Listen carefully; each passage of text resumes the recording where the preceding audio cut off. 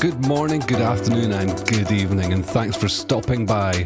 Welcome to Starbase Weekly, the RGV aerial deep dive into images he captured from the ground and air in Boca Chica, Texas.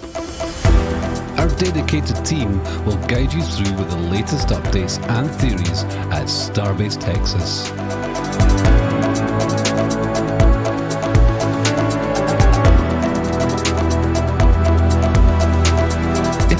Channel, be sure to hit the subscribe button and the bell icon for future streams.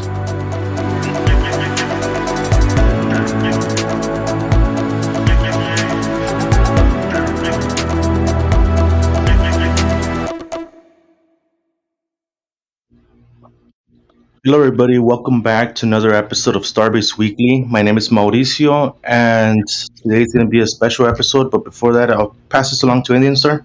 Hey everybody, it's Indian Star. We have an amazing episode for you guys. You guys are going to love it. Mauricio killed it as always. GPJ? Hey guys, welcome to another super exciting week. And, I know we normally say that and it's always true, but dear God, this week, what? Mauricio. And special extra update, we're doing a little donation train for St. Jude's. So I'll kick us off on that and hand it over to GB, Zach Golden. Take it away, sir. Well, thank you, GPJ. Welcome, everybody. My name is Zach Golden. Thank you for joining us here today. And as Indy and Grandpa Joe mentioned, we have a very special episode for you guys today. Obviously, we have a flyover. We have ground images. We actually have two sets of ground images, technically. And in reality, we also have two flyovers as well. So I think this time around, we're going to let Mauricio explain his adventure, which I guess started off with the first flyover from this week, which you guys are seeing right now. This is a beautiful day that Mauricio captured at both the build site and launch site on his approach. So we're going to go through those images, but I think we're going to start off with what happened at the end of the week, which was yesterday. And well, before I let Mauricio get into this, I just want you guys to know I put together a video. I edited all of this video footage together. So I haven't had a chance to actually look at it myself. Hopefully this goes well. So wish us luck. It's a bit long, but it gives Mauricio a chance to actually talk us through it. So with that being said, I am going to swap us over to that, and hopefully the audio isn't too loud. I had to dial it down a little bit, but I'll go ahead and press play, and I'll let Mauricio start giving us an explanation of what he did yesterday. But should we talk about the donations today first? Yes. Absolutely. Or should I? Yeah, go ahead. All right, so we are donating to St. Jude's Children's Research Hospital. This is in part of what is going on with Polaris, and Mauricio was able to do some amazing things yesterday that we're about to show you and talk about. All of your donations today will go to St. Jude's.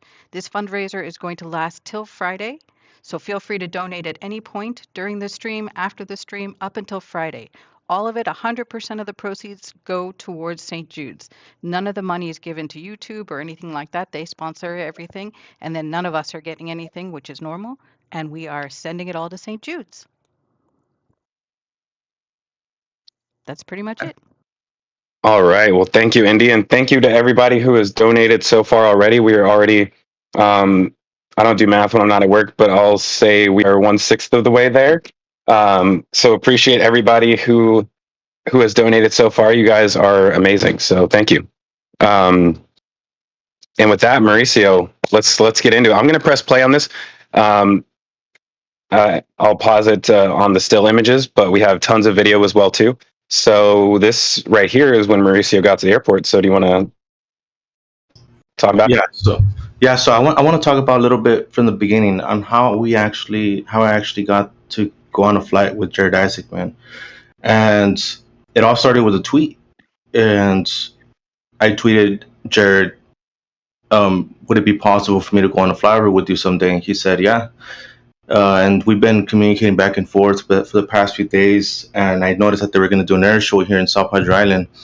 That's the reason I reached out to him again to follow up on that, and we made it happen. And by far, this is the most memorable experience I've ever had. You know, aside from my children being born, right? Oh, you better add that one.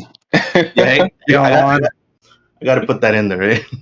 And so yeah, it's and I also want to thank everybody that I wouldn't be able to have this opportunity, obviously, if I didn't have the support of the space community. So I do want to thank everybody that watches the streams, everybody that's been following me along the way. And, you know, never in my wildest dreams would I have ever dreamed that I would be, you know, doing a ride along on an L39. It was such an amazing experience.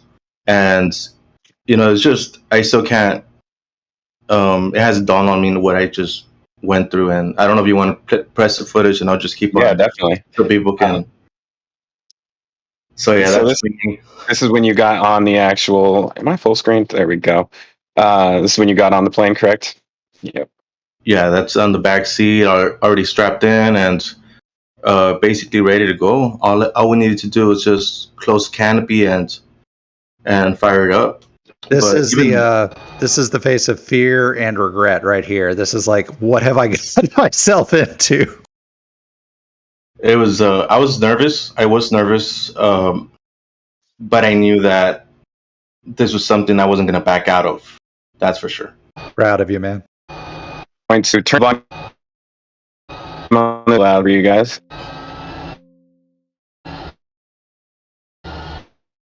Actually, it's cutting off, GB. The video looks like it's going in and out.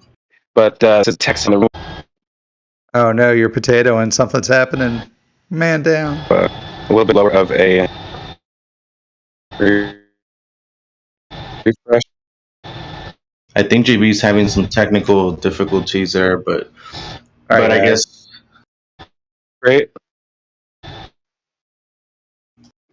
Don't worry, guys. We'll have this sorted out in a jiffy. So I'll just fill in here what's going on. So we're taking off at this particular point. And, well, yeah, I mean... Sorry about that 1 second, guys. Did it cut out right there? It cut off a lot, yeah. You sounded much better right now, though. Okay, I'm going to drop the video down to 720 and 15 frames per second because with all of I have like 2,000 pictures open in the background right now, so it's kind of slowing my computer down while I'm playing this at the same time. So hopefully this isn't an issue. We'll try that one more time. Hey, that seems a little better, right? It's perfect. Much better. Sitting there trying to do 1080 and 30 frames per second. Oh man, so if you guys got the YouTube notifications and or the tweet that I sent out once he got in the air, I was super excited when I got to watch this, and I don't know if you saw Mauricio give the fist bump there. Man, I can only imagine how exciting this was taking off. And he pretty much started banking right away, right? Like just.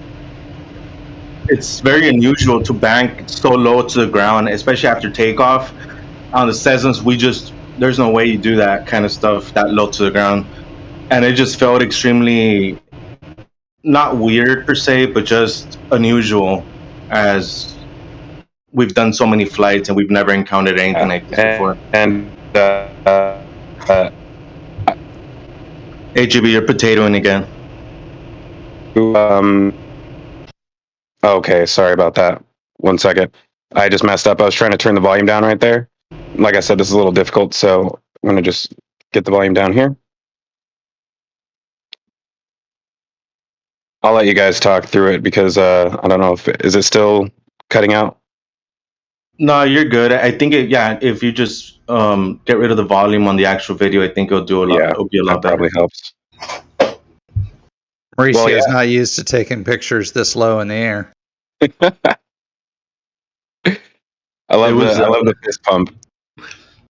And you can kind of read what I was saying at that point. I should have heard it out, but yeah, it was it's so unusual, like, to feel how fast you're going. I'm not used to going however fast we're going at this point, and it's compared to the 172. I mean, when I go back and fly, it's just gonna seem, I don't know, it's gonna seem like I'm on. It's gonna seem pretty boring when I go back, but it's gonna take forever to get from Harlingen to Starbase that way. It didn't take us that long. Within minutes we were at South Padre Island, and that's very unusual. Just to get to Starbase on the Cessna 172, it takes us about 45 minutes to get up to 10,000 feet. Right. And with this aircraft, I mean, I can't even imagine how little it takes, to get up to 10,000 feet or so. How would you compare this to riding in a sports car? I haven't per se been on a sports car in that sense, but what I did notice, and you'll probably show some of that footage, is when we're doing barrel rolls, the G-forces were really apparent, and just because of how heavy the camera got, my camera seemed like there was, I don't know, in my head it seemed like I was carrying like a 50-pound weight in my hands. Oh, I'll bet. Did your stomach just shoot up into your throat? No, actually, what was more, it was disorienting because I was taking the photos at the same time, and when you're looking through the viewfinder, you're not aware of what the aircraft is doing. All you know is that you're following the other aircraft. I was trying to photograph basically the other two aircraft that were right next to each other, flying next to us, and when you're looking through the viewfinder, it gets disorienting to a point. I'm not used to that. On the Cessna, we fly extremely slow, and it's not the same experience, especially when the pilot's doing banks and left and right, and then we're inverted. We were inverted at one point. I was taking photos like that, and I was like, "Oh my god, what are we doing?" Your body feels a certain way, and then all of a sudden you're staring at water. Like I think you can see the. Is this when he switches back on you when you're? So really quick, and this is right now. You just flew over Port Isabel, right? No, that was the amphitheater at the tip of South Padre Island. I've been there. So you guys were initially supposed to go directly over Starbase, right? And I threw in some images here. I think this was the image you were taking at that moment, but I'm not 100% sure. It lined up a little bit, so I think it may have been that. Yeah, this was just amazing to check out all these images. Yeah, so we initially planned on going straight to Starbase, but we didn't get access. We didn't get permission to get into the TFR, so we had to wait around for a bit. So they went over to South Padre Island, which is actually pretty good because I got some extra flying time, and man, it was amazing. It was amazing. One of the things I did have to consider was I've never done this before, obviously, taking photos from the air of another aircraft. So that was a learning curve right there on its own, and I think I did a pretty good job as far as that goes. And I think this is where we're about to do the barrel. We're gonna get inverted at this point. But yeah, the G forces. I think he said that we did up to a little over 40 Gs. There we go. Oh, Hold on, let's do that again. Can we just give some It, shout outs to the people in the chat? We are already at 1.2K raised just for St. Jude's. This is amazing. You guys are phenomenal. what a great cause. I mean, all of it goes to research and kids and families. It's a huge help to Hey, those in need. I'm sorry to interrupt. I just got to say, shout out to Mauricio for not dropping the camera when this happened. Were you ready for Right? this barrel roll? I wasn't ready. This I is the heard. biggest thing I was worried about, was that moment, because I knew it was going to happen at some point. I knew you weren't going to have the strap on. It's not around your neck. I don't see it. I was like, I hope this camera doesn't drop. Yeah, that's. Oh man, it was the feeling. It's on your body. You don't feel that kind of stuff. It's just feels so unusual, but after a while, it's just kind of like, okay, this is pretty badass. Zach, I have a special request. Can you make a looping GIF of the of just that barrel roll over and over again for me? I just want to post that. That would actually be pretty good. I'll see what I can do. I spent this morning. It took me about an hour to edit all this together because I wanted to stitch it together with the Lab Padre footage. Oh, here we go. Look at how close they're flying, and I recall the point where the pilot actually asked me, hey, how close are we to the next aircraft? It wasn't this particular time, but there was this one time that I calculated it was about 10 feet away. The wings were like so close, and I remember him telling me, oh, that's good clearance. I'm like, in my head, I'm thinking, that's not good clearance. I mean, if I was on a 172, but then again, they Yeah. they do an amazing job up there coordinating, and it's just So I like chatter back and forth, or are they mostly watching each other? they're talking to it. They're talking to each other. Everything's coordinated. They know what turns. They follow. I mean, I don't want to get into the details, but everything's coordinated, and they know what they're doing. Well, I mean, you can go into the details a little bit as far as what Jared's company does, right? So they basically train.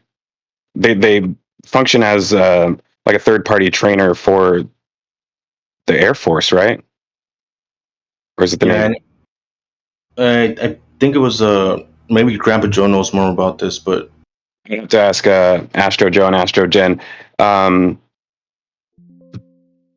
not 100% sure which service they work with, but yeah, that's why I believe they have the military jets, because they are basically like functioning as like chase planes for like drills with armed forces.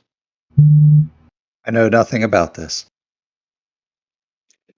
Yeah, it's pretty amazing, and I think just about here is when they start heading towards Starbase. So initially, I think they were going to go there right from the start, but and sorry, I threw these still images, and I didn't know how long the gaps were going to be. Oh, this is from the barrel roll, correct? When you're inverted. right there, I'm almost inverted all the way. So That is an amazing shot. actually, it looks like I'm completely inverted because they're over to our north side or whatever side they were at, and I had to. So yeah, I'm inverted. Not bad for being inverted. So Wait, you think took somebody- this picture? This is awesome.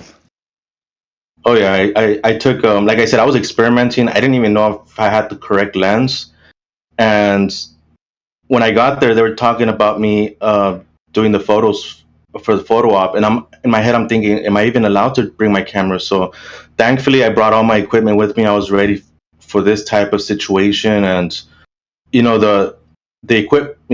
Big shout out to everybody that donated for the new camera. I wouldn't be able to do this kind of stuff with the old camera. Can you imagine the camera shutting off? That would not have worked. Oh, that would have been a sad day. Man, yeah. I mean, you got this like 3 weeks early just for this. Came right on time. Definitely a huge shout out to everybody who helped donate for that. That was pretty clutch timing. And again, I mean, just the quality of these images alone, you guys can see, it's definitely amazing. But okay, hold on. So here is when you're starting to approach Starbase.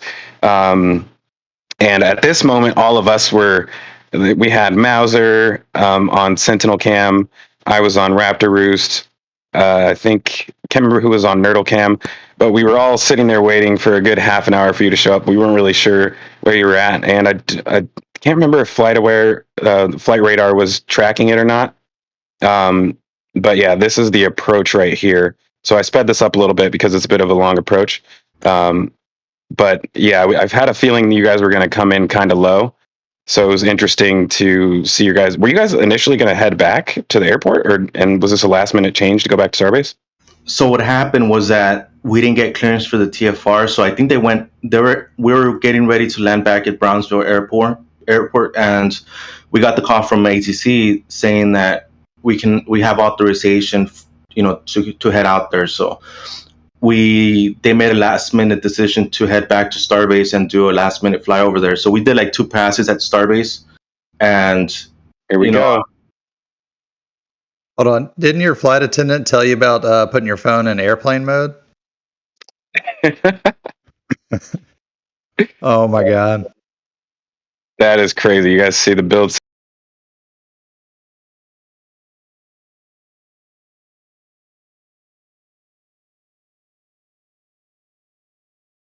it was his first time taking photos from the ground, and I asked him to come along so that we can document it from the ground. And check out my Twitter. Oh, by the way, I'm going to be dropping some high resolution wallpapers throughout the stream or later on during the stream. So just stay tuned for that, And so, yeah, it was big shout out to my brother. His name is Fabricio Atilano, which is my parents' name does pretty similar, Mauricio Fabricio.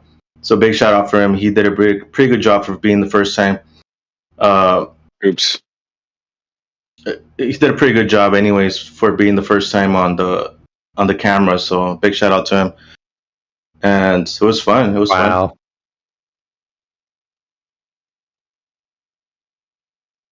Shout out to all the camera operators. What a job.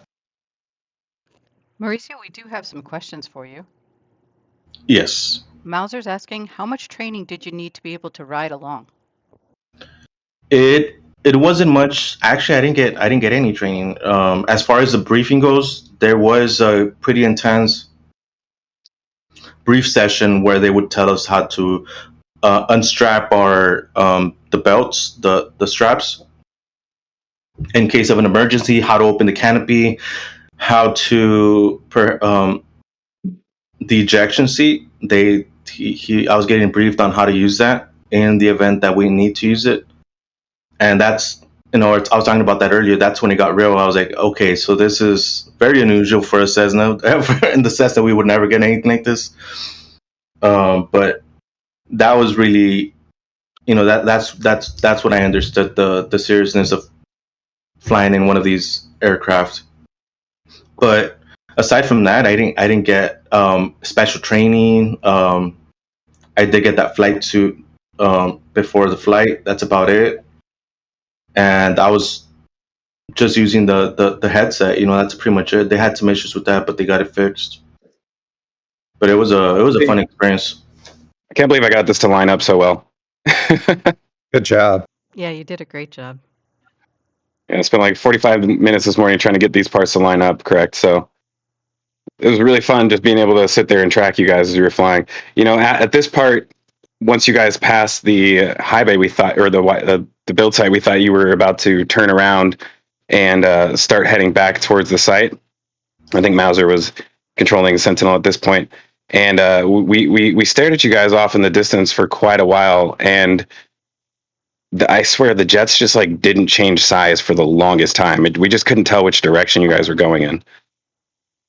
Obviously, looking at it again, you could tell you guys are just going straight out. But as you started turning back in, it was kind of hard to tell which direction you're facing and if you're actually coming back or leaving or not. But yeah, man, that was a fun time for us on the ground. I hope, or nowhere near as much as it was for you in the air, but definitely glad you got to experience that. Oh yeah, and I do want to say that the event, there's an inertial that the Polaris Dawn crew and the Alpha Jets, the L39s are going to be in, and they're actually about to start later on today. It's called Roar by the Shore in South Padre Island, and just wanted to throw that out there to, they put in a lot of work from what I saw, into these events. So if you're around the South Padre Island area, either today or tomorrow, that's probably going to be a good thing uh, to visit, to watch in person. Yeah. GB, I have two more questions for Mauricio, and they're quite good. If you don't mind, I'm going to ask them real Yeah, of fast. course. Thanks. 55 Chevy guy asked, does Jared have any limits of where he's allowed to fly? That's probably gonna be a question towards Jared. I really don't know, but I do understand that they have wavered. They do have authorization from the FAA to go into his TFR, so everything's done by the book as far as these flyovers will. But they're wavered, so they have a waiver to do all this kind of stuff. But as far as the other details go, I really can't answer that. Right on. And then the last question is, what was a conversation like with the jet pilot compared to the Cessna pilot? Spoil Sports asking. Well, it wasn't too intensive, as it was more. I had more of a conversation with the pilot that was briefing me on the what to do, what not to do. Basically, if it's red, don't pull on it. That isn't. If it has a bright red cover on it, do not press it or anything like that. That's good advice for all of life. Just leave those buttons alone. Yeah, and with the pilot, they didn't ask me. They did ask me if I had ever flown in a jet before, and the answer was no. And just in person, they asked me again, and I told them, well, I mean, I've flown in a 150 and a 172, and that was kind of a funny moment right there, just telling them about that. But you should have said, "Don't you know who I am?" No, they knew. They at one point they were trying to show me the. I got kind of surprised on that they wanted me to do the photo op for them, and I wasn't ready for that. But they automatically assumed I'm so good at taking these photos that I can tackle this with no problem. So that was really humbling for me to be able to realize all this. It was just a great experience all around to be able to do this. That sounds like they're a great group of guys. What a fun day for you and for just hanging out and flying around. Boy, it's going to be tough flying back next time. Yeah, that's the thing. I'm going to have to figure out how to make the Cessna go a little bit faster to catch up to the L39. But oh man, it was a good experience. Again, wait for the end of the stream and we'll have some wallpaper downloads. And man, we got a lot of donations. Indian Star, have you seen how much we've already raised from the? That's from the chat. Yes, I did. Yeah. 1.4K so far. Yeah, thank you guys for everybody who's donated so far. It's really awesome. This is our first time doing one of these, so maybe we'll make this a thing like once a month or something like that. Really, really awesome having the community work together to donate towards St. Jude's. Definitely going toward the great cause. And yeah, we really appreciate all of you. I think now's a good time. Should we hop into the regular show? Yeah, we're ready. We have a bunch of ground pictures. We have some more aerials to show you guys as well from that flyover. We'll get to that as we go. But for once, we finally have some news coming out of the Masseys site, so it's not going to be as boring over there. So I guess I want to see if anybody notices, maybe even Grandpa John. I don't know if you've seen these yet, or in the chat, if anybody notices anything a little bit different about this area right now. I think a lot of you are returning viewers, so maybe somebody in the chat might catch this. You're talking about down low here at the shooting range side? Yeah. I mean, I know they're doing a lot of earthwork there, and I see some gravel. I mean, I don't know. You're kind of putting me on the spot here, Zach. I don't see anything rocket related here. Well, it looks to me like one of the brand new shooting ranges got deleted. I believe there was one right here previously, and it's like I think they started with this one first, and then they built these over here. And so less than, I want to say 3 months later, this is now gone. And it could be an interesting precursor to other events. And let's take a look at something that we've seen on Twitter. Let me go ahead and swap over to this once I find it. So basically, the owners of Masseys gun shop. Okay, let's see. Why is that not coming up? Hey, while you're pulling that up, just to make sure we are all on the same page and a little history. So Masseys was a gun range, gun shop right there on the way to SpaceX, maybe a couple miles out. Weird. And didn't SpaceX pretty much buy or lease out the property, but still allowed Masseys to operate there as a gun range? But SpaceX is using over half of it for their own storage and staging, and there was rumors at one point of a potential rocket testing site, kind of like a McGregor Jr. right next to Starbase. But yeah, they allowed the owner to continue operating. Yeah, and here we go. Sorry about that.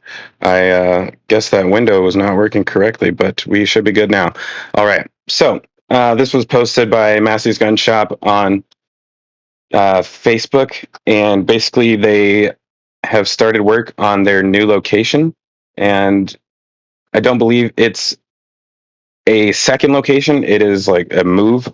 So they're moving everything over to this new spot. I don't know exactly where it is. I had a decent map of it, but it's kind of hard to actually tell where it's located. So maybe if we find that here in a little bit, we will share that with you guys.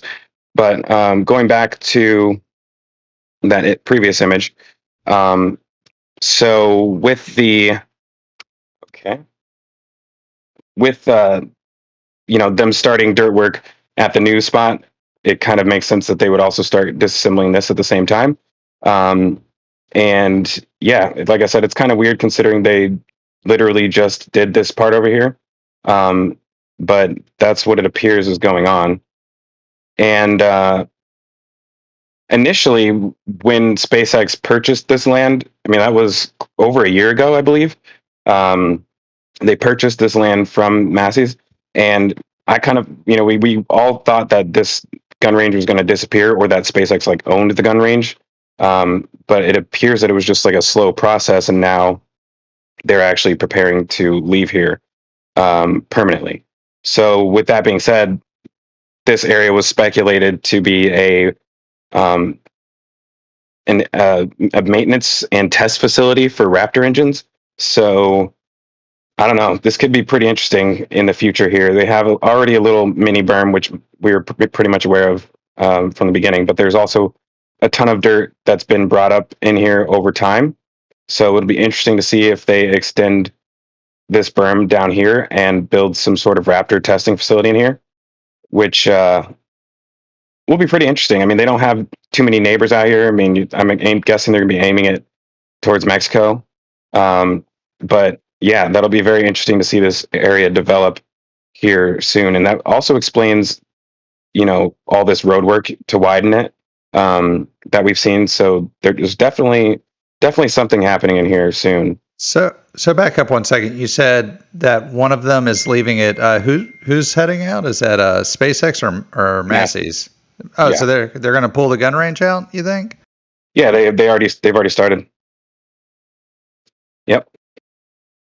We haven't seen them start to remove this part yet, but from here, they're grading all the way down. They're extending all of this over here, and like I said, they removed the short distance, or what do you call it? The pistol range that was right here.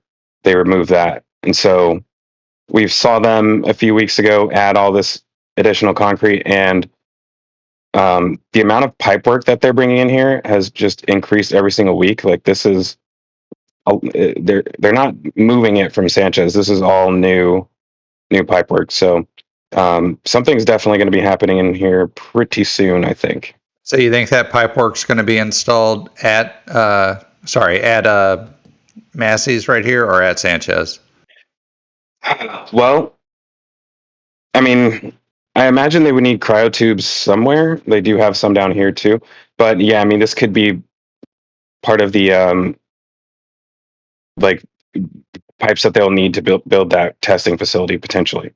Yeah. So if they were going to build a testing facility out here, they would need cryogenic storage, almost very similar to what they have at McGregor, or what we're more familiar with, what they have at the suborbital pad. They would need a miniature version of that. And while we're in this neighborhood, those elbow pipes that were about the size of the mount table, are they still around? Oh, wait, that's further to the right. I'm looking at it from the other direction. Are you talking about these ones? Oh, yep, there they are. Yep. Yeah, there's another. These are the original set, and there is another set that they installed onto the launch mount.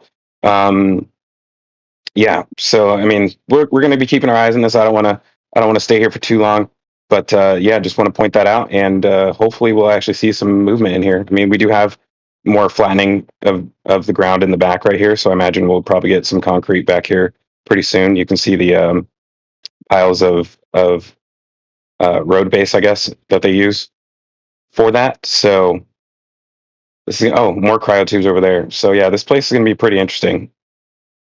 I'm almost wondering if some of these like frame pieces back here could be used for that stand. For sure. And they might be building a stand for suborbital C, and there's plenty of stuff they're going to build over the next coming years. Sanchez could have a lot of improvements. The launch site could have a lot of improvements. They could have connectors running between them. There's all sort of options on the table. You know, they can go a lot of ways with this, and they're going to need a lot of cryogenic pipes for a lot of different activities. Agreed. Well, with that being said, let's move over to the Sanchez site. We have some exciting stuff happening over here as well.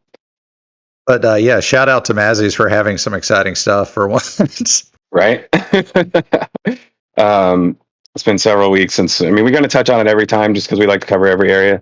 But yeah, it's nice actually having something to talk about over there.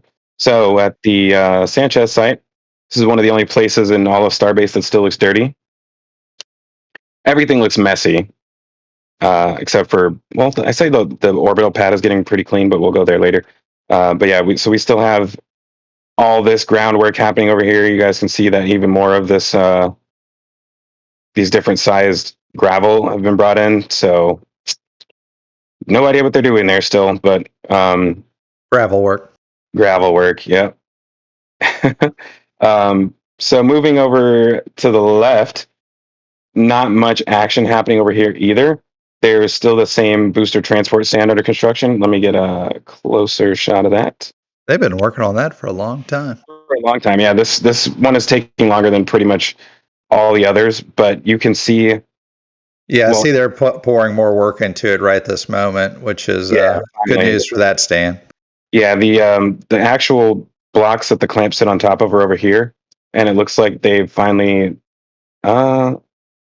Okay, never mind. I thought I saw one installed yesterday, but I was wrong.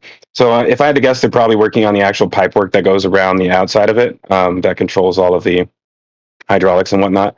So that would make sense for having all that scaffolding up. And then once all of that is complete, they'll probably install the actual clamps themselves. And not just, I think these are the blocks, and I think this might be the clamps. One of these. It's really hard to tell from this image, but yeah. So but it looks like they're making progress. This is not the exciting part of the week over here. Usually I don't do this first, but since we're here, I'm not even gonna say what I think these are. I'd rather hear what you think they are, GPJ. Let's see. Well, the first thing I'm thinking of is I always keep thinking about those brake pads we saw on the catching arms on the Chopsticks, but these look more like ground support. I mean, look how large they are compared to this truck. Oh wow. Oh gosh. I don't know. Is it a stand or a standoff for something? Is it going to be welded to something? What are you thinking? Andy, you got any guesses? Nope. Mauricio? It's an orange juicer. We got 4 more of them over here. Wow. Wait. This isn't a flame diverter, is it? It's kind of shaped. Maybe, could be. So let me see if I can grab this from a different angle, because it might help us to see how they're shaped, actually. This is kind of hard to... Which one do I want to use? There's 6 spaces between the legs, and 6 of these things. It kind of lines up. Yeah, it's hard to see that. I can't really tell if they're wider on the bottom than they are on the top, like if they taper inwards. And I don't see. Maybe this might be a good one. Do they have holes drilled through them where you can put lag bolts? See, okay, here we go. So you can see right here that this support beam right here, it has like, I don't know, let's just call that like a foot of space to the edge. And same thing down here, there's like a foot of space before it reaches that edge. But up here, it's like basically right on the edge. So this part is tapered inwards, which means that these could form some sort of hexagonal shape if they wanted to. Not, they probably can't all touch together and form that shape, but they are tapered in a way to be like situated in some sort of pattern. I think it would leave room for a plate on top in between the 6 of them. So, butt them all up against each other and then drop basically a stop sign in between them. That's an octagon. But yeah, drop a hexagon on top and you might have a complete flame diverter. Yeah, and let's just take a look at the launch mount really quick. If anybody spots a hexagonal steel plate, let us know. Well, there's lots of them, GPJ.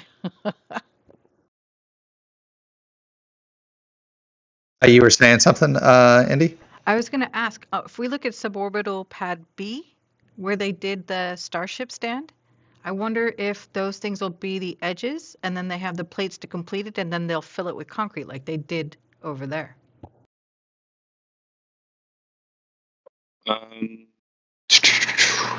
Oh, well, on the legs of the launch mount, that would be, you would have to, so these pieces right here are already on 2 of the legs, or sorry, 3.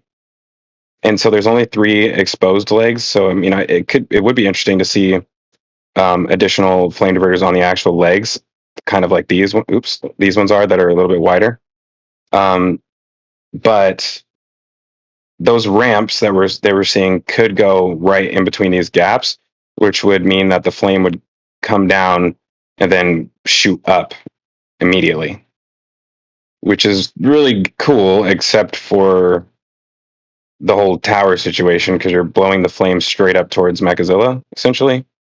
So I have a feeling that that's not what they're for, but that's really the only good guess we have right now. I think another possible orientation for them could be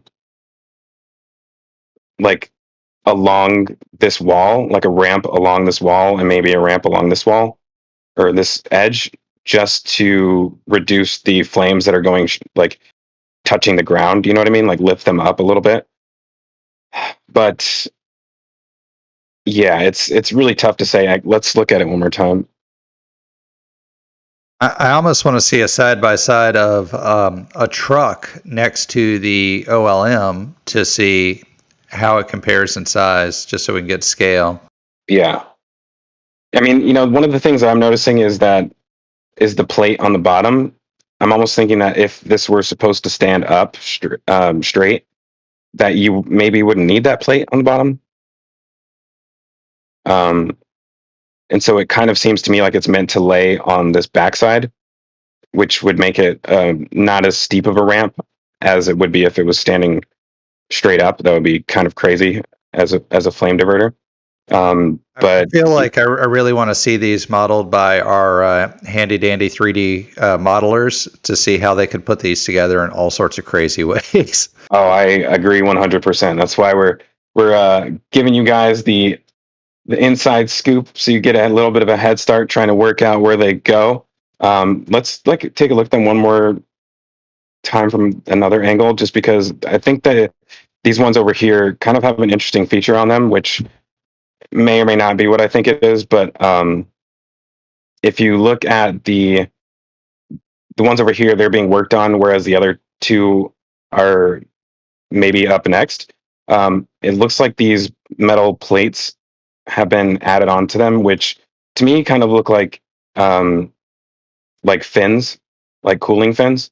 So if this was a flame diverter, this entire thing would get pretty hot, and so this could help it dissipate the heat. But it's only attached. I'm going to disagree and say that those might be more structural support for the force going down on them rather than heat dissipation. The amount of time the steel is going to be heated up is going to be short but very hot. It won't have time to radiate, but it will need to withstand the force of the rocket pushing down on it so it doesn't get destroyed.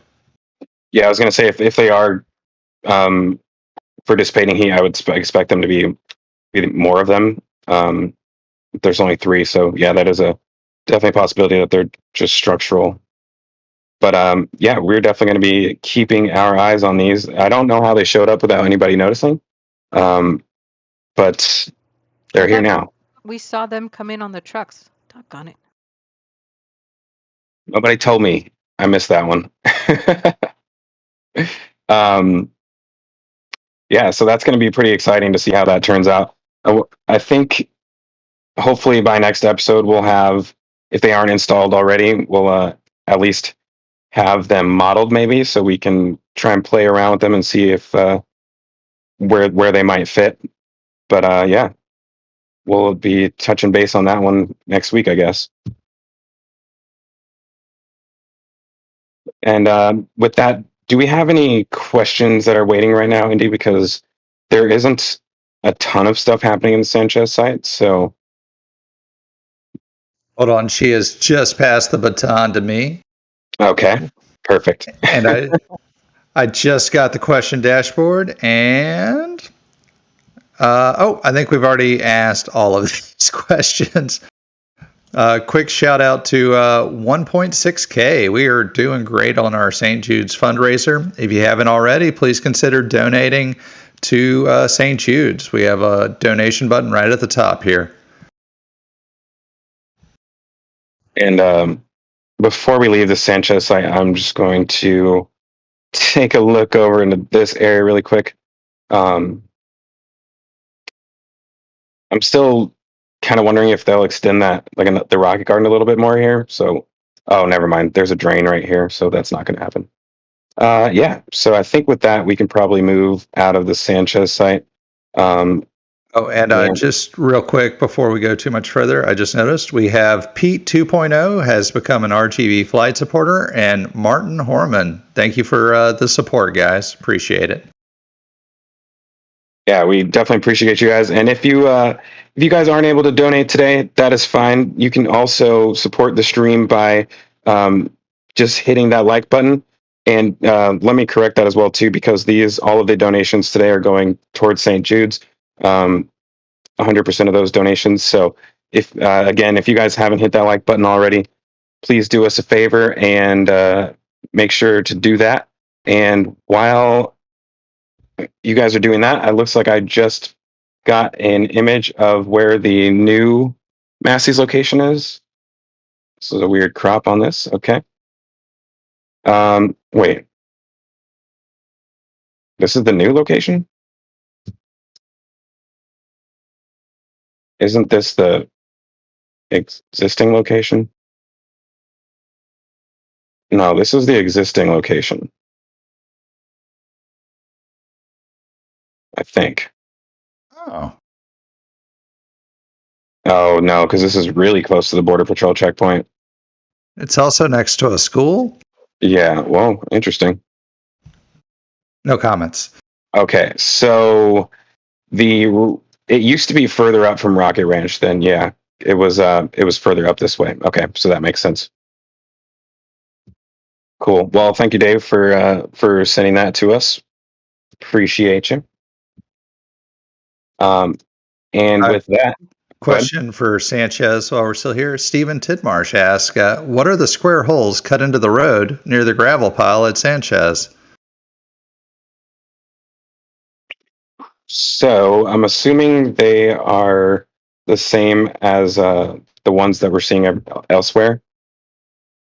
you can see it really good from this image. Hopefully, he's talking about all of these little holes right here. Oh, yeah. I think we've noticed those before. What do we say? What are they? Yeah. Reinforcement for heavy machinery? No, so you can see these culverts. This is basically stormwater drains, and there's two sets of them that run along the road on both sides. So these are basically just the gutters to enter the stormwater drains. Yeah, I think they all meet up here and then go towards the. You can even see through to them.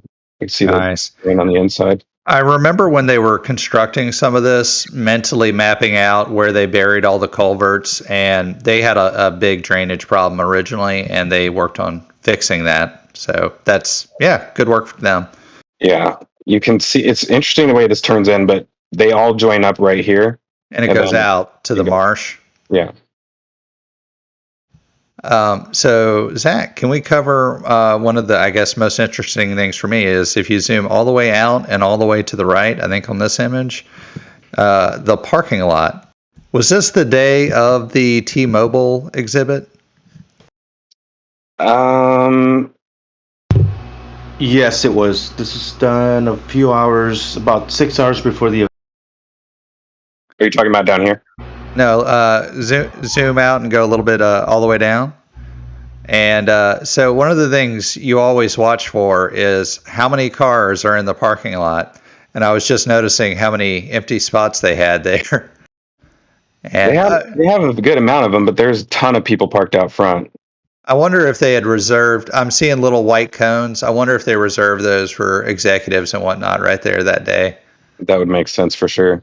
Yeah. Okay. It's probably that and not, they're not pushing with the surge. So, look at all the cars there.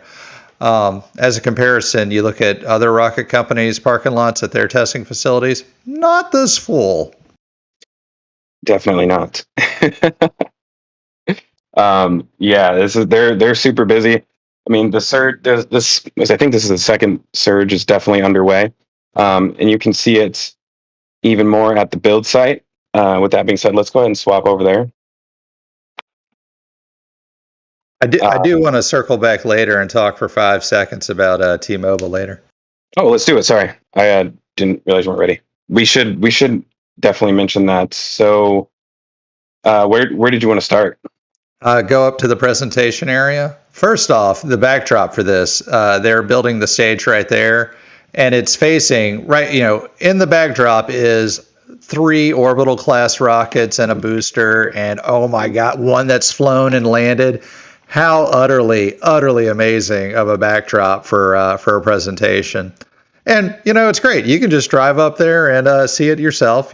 Always going to throw that out there, how nice and accessible it is, follow the rules.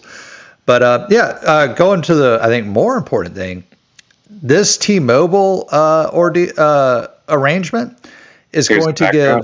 Yeah. Oh, look at those lasers, too. How cool is that? This T-Mobile arrangement with SpaceX is going to basically put a cell tower on every version 2 Starlink. Terrestrial cell service is always going to be better. But if you're in the middle of nowhere and you want to send a text message, if you have the lowest bandwidth possible, you're in the middle of the ocean, this could save you. And as somebody who is in an emergency operations center very often, communication is such a huge deal. And I cannot tell you how transformative this is going to be. I know it's low bandwidth. I know it's going to start off slow, but this is the beginning of huge changes that are coming down the pipeline. I am so excited. Yeah, definitely. I mean, it's interesting timing on that. Interesting timing on it. I had a feeling that SpaceX would make some sort of an announcement after the whole FCC deal where they lost the $885 million of funding. Yeah, and SpaceX and Elon didn't even blink at that. Yeah, Elon usually tweets a lot when he's upset about certain things, and as far as I remember, I don't remember seeing him mention any of that. But I guess I wasn't also looking for it. So with the silence on that whole deal, it kind of makes sense that something else would come up the pipeline soon after that. So Yeah, and I'm all for our government supporting, operations and improvements that help the lives of everyone. But hey, if the company can make plenty of money on its own, that's great too. Go ahead. They're in business, and I want to give them my business. yeah, it's really going to be awesome to see how that develops for sure. So with that, I guess we can slide over to the wide bay. And even though we're focusing on the wide bay, you guys can see right now that ship 24's aft, or not aft dome, 20, forward 20, dome 25. 25. Sorry, wow. Hey, you put the pitchforks away, folks. It's okay. Yeah, we have the forward section sitting here waiting to be lifted onto. Oh, actually, I think it's already on a stand. I think they're just lifting it onto a different stand on the inside of the base so that they can actually stack the nose cone on top. And I'm not sure if that stack has happened yet, actually. It's moments like this when I wish we could summon or transport Jax here to go. I was wondering to remember, what is the stacking order for the Starship? Is it nose cone to forward dome, and then they lift that whole assembly on top of the aft section? Yes. Yeah. Oh, wait. Actually, no. I don't know if they're still doing that. I think the forward goes on to the aft, and then the nose cone goes on just the top. Yeah, at least that's how they used to do it. I'm not sure if that is still the same process right now. I mean, they are prepared to lift it right here, and I guess if we can find some lead ins on, let's see if I can get another angle of it. Yeah, if we see where the lead ins are, that'll tell us what they're going to do next. But yeah, they've changed order of operations there a few times. Hey, where'd 7.1 go?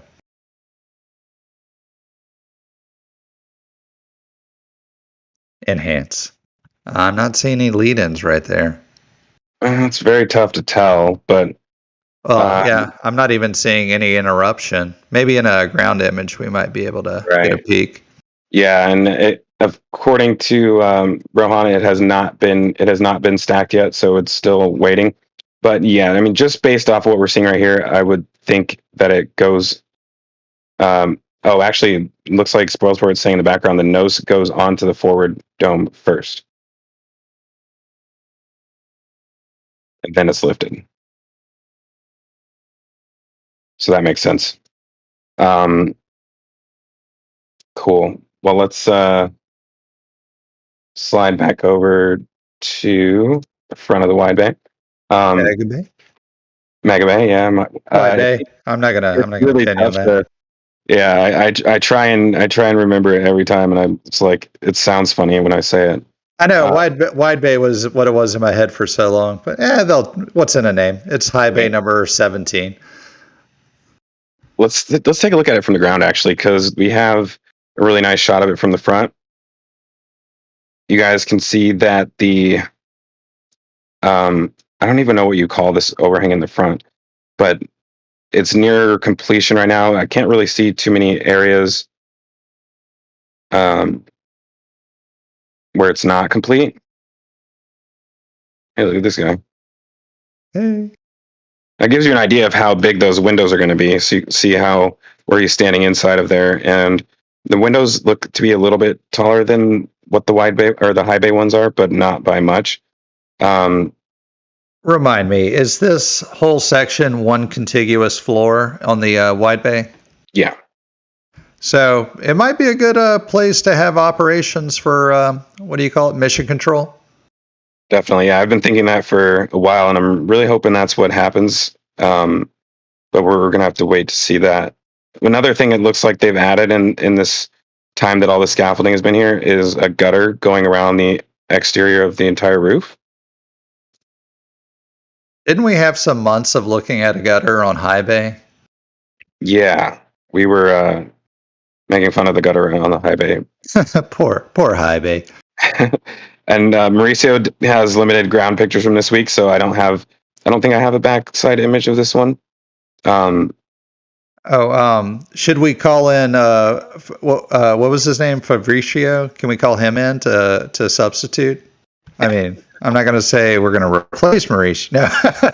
Actually, so while Mauricio was in the air, his brother was on the ground taking some photos. So I'll show some of the ground photos really quick, actually, while we're getting to these. So this is Mauricio's brother sitting on the ground, taking pictures of him as he's flying by. Oh, how epic. Yeah, definitely some really good shots. I'm going to touch on these more later because I'm trying to be better at not getting distracted. So that being said, we do have at least one more image of the front side. I think that may be our last one, but this is a good one of the of Booster 9 or Booster 8 sitting in the Mega Bay. So you guys can see here that the COPVs are installed on the side. The raceways seem to be mostly completed for the forward strakes, like where the strakes are mounted. I think these are. Oh, actually, I don't know if we even know what these are yet. There's a huge debate going on what these are, and I don't think we have an answer yet. Wait, what are you aiming at right there? I am going to grab a picture from Mauricio since it'll be a little clearer. Taking shots at your brother. Just kidding. So we're talking about these mystery pipes because they come all the way up here and then they just end. So that's not the end of them. They're going to They're continue on. Are they capped? Yeah, we've never seen them uncapped, actually. What? Yeah, so they just come up here and we don't see any like T's going into the actual booster itself. There is that one right there, or is that just a support? I think that's just a support. So on Booster 7 and Booster 8 are almost identical. Are the same mystery pipes there? Yes. And they're capped too with no purpose? There's a chance that we saw these first on Booster 8. Actually, I'm not 100% positive because the strakes on Booster 7, it was turned around the whole time while they were installing them. So I'm not actually sure if we ever saw them there. But yeah, these are just mystery items. But what I wanted to mention was that this basically seems like they're ready to have those chines installed. And we saw the chines on the ground, I think last week. But yeah, they've got everything ready to go to start sealing this puppy up.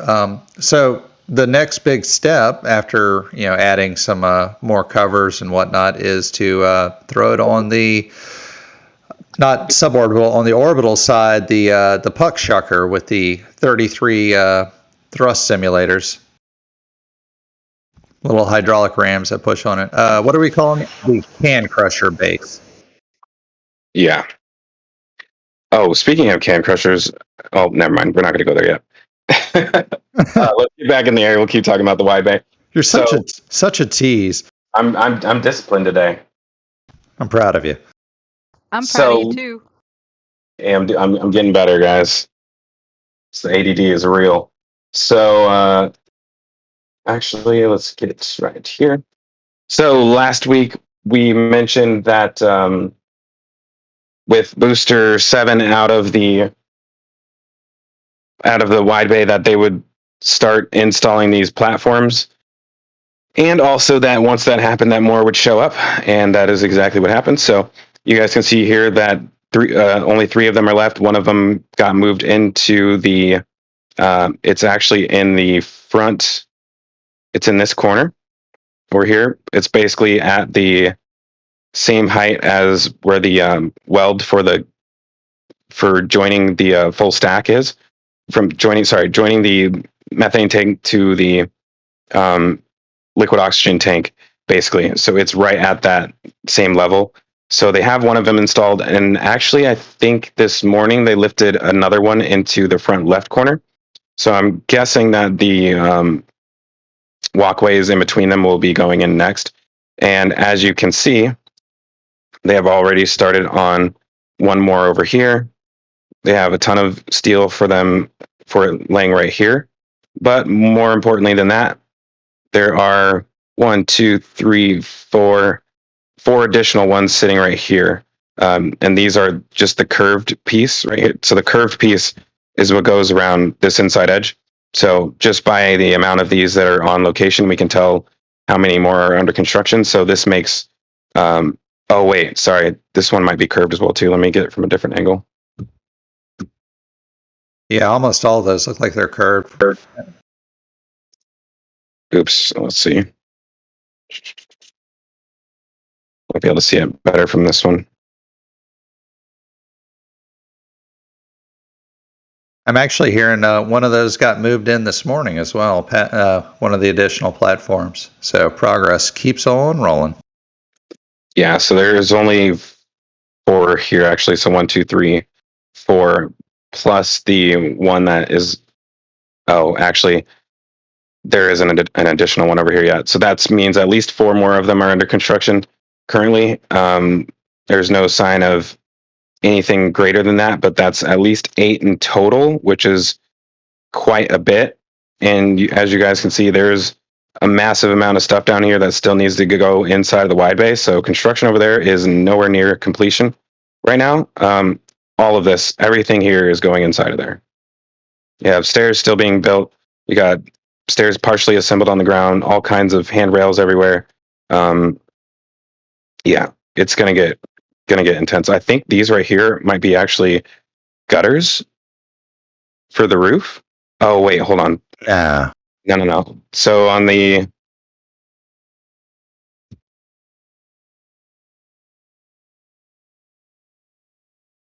back side of the building over here.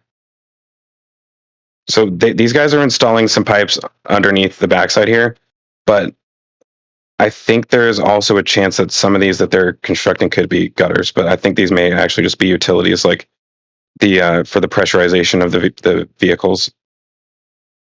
So right now they have the pressurization trailers sitting in the back, and that's how they keep booster 8 pressurized while it's in there. So they could be installing a permanent one that won't require these trailers. But then again, they have like 6 of those trailers, so I have a feeling they will always need them. Yeah, and one would think, why not just add a little port on the outside and just pipe it on through as needed? Oh, look, we got even more pipework down here waiting to get installed. And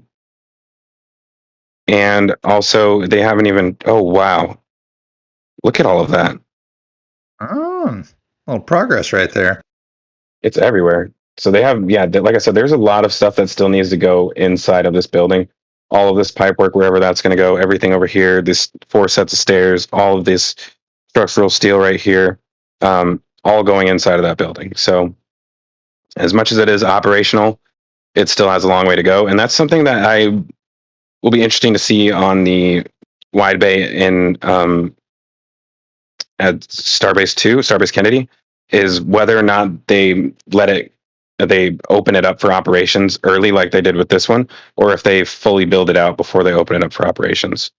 I kind of feel like if I were doing it, I would keep my testing and prototyping here, which allows you to go full steam ahead with the construction of Starbase Kennedy and just get it done right, use all the lessons learned here. And if it has to be built inside, just wait a minute until you got the inside built.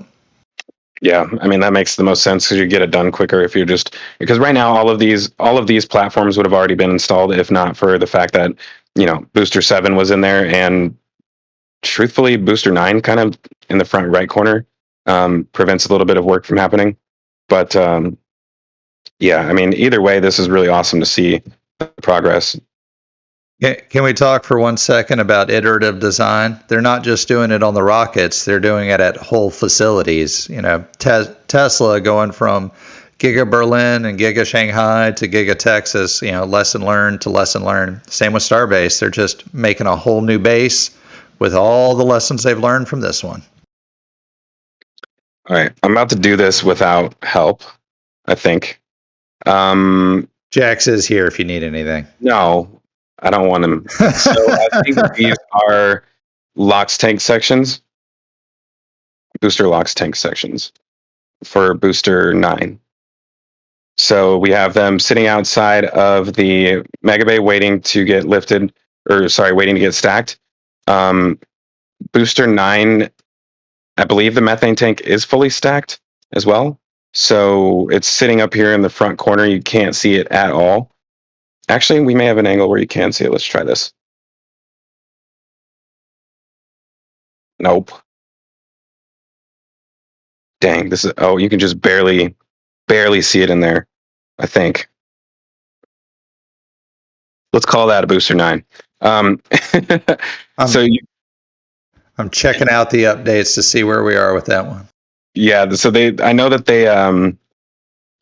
they have fully stacked the methane tank, and so the liquid oxygen tank should be next, which means that actually, here's the question. The full tank first, forward dome or common dome all the way down, and then they lift all of that assembly on top of the aft section. So sorry, I'm getting distracted a little bit. They lift all of that up on top of the aft section, so the aft section will be the last thing that we see come in. And just to double check on what exactly all of these are, I do have this ready to go, I think, hopefully. That is the wrong one, but it's okay. Is it the Starship stacking diagram? Oh, no, that one. Being prepared today. So thank you, Rohan, for grabbing this for us. And yeah, so we have that is booster 9 aft tank number 2 and 3, and then BN 2.1 is now cut in half. You can actually see it in some of these ground images, I think. Let me see if I have it before I swap over there.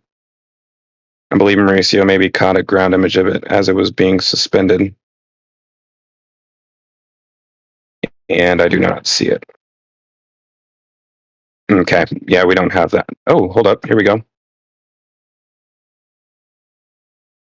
Wait, that. Sorry, let me switch this over.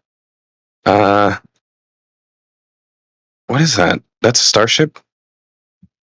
This is a Starship aft section, I think. I'm just guessing on these. No, I don't. Okay, we got some confirmation. S27 aft. Look at that, guys. I'm not just a stage 0 guy. Watch out. Just kidding. So we have, I don't see it out here. Is that it in the background? No. I could have sworn Mauricio got a picture of it. That might be it, no? It's in the same proximity from... Oh, that is it. Look at there. Yeah, so it has been cut in half, which means no more 2.1. I'm really excited about that. Is anybody else tired of test tanks? Should we put a poll in the chat to ask who else is tired of test tanks? I'm going to go out on a limb and say you learn more from the test tanks than you do from some of the flight articles. I'm going to tilt the scale and say test tanks are where it's at. Whatever. By the way, quick shout out to Rohan and Jax and the Ring Watchers, and they in their, I'll send it to you, but in their link they have a stacking diagram that shows you the order of the stacking operations. One thing I want to mention really quick, because it looks like a bunch of people just joined us.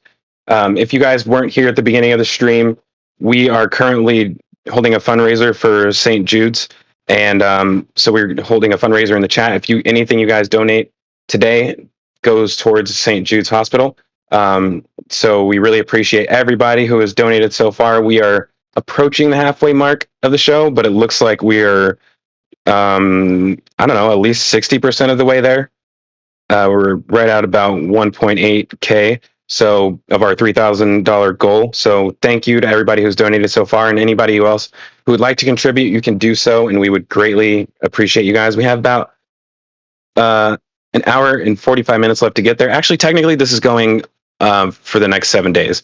So we have some time.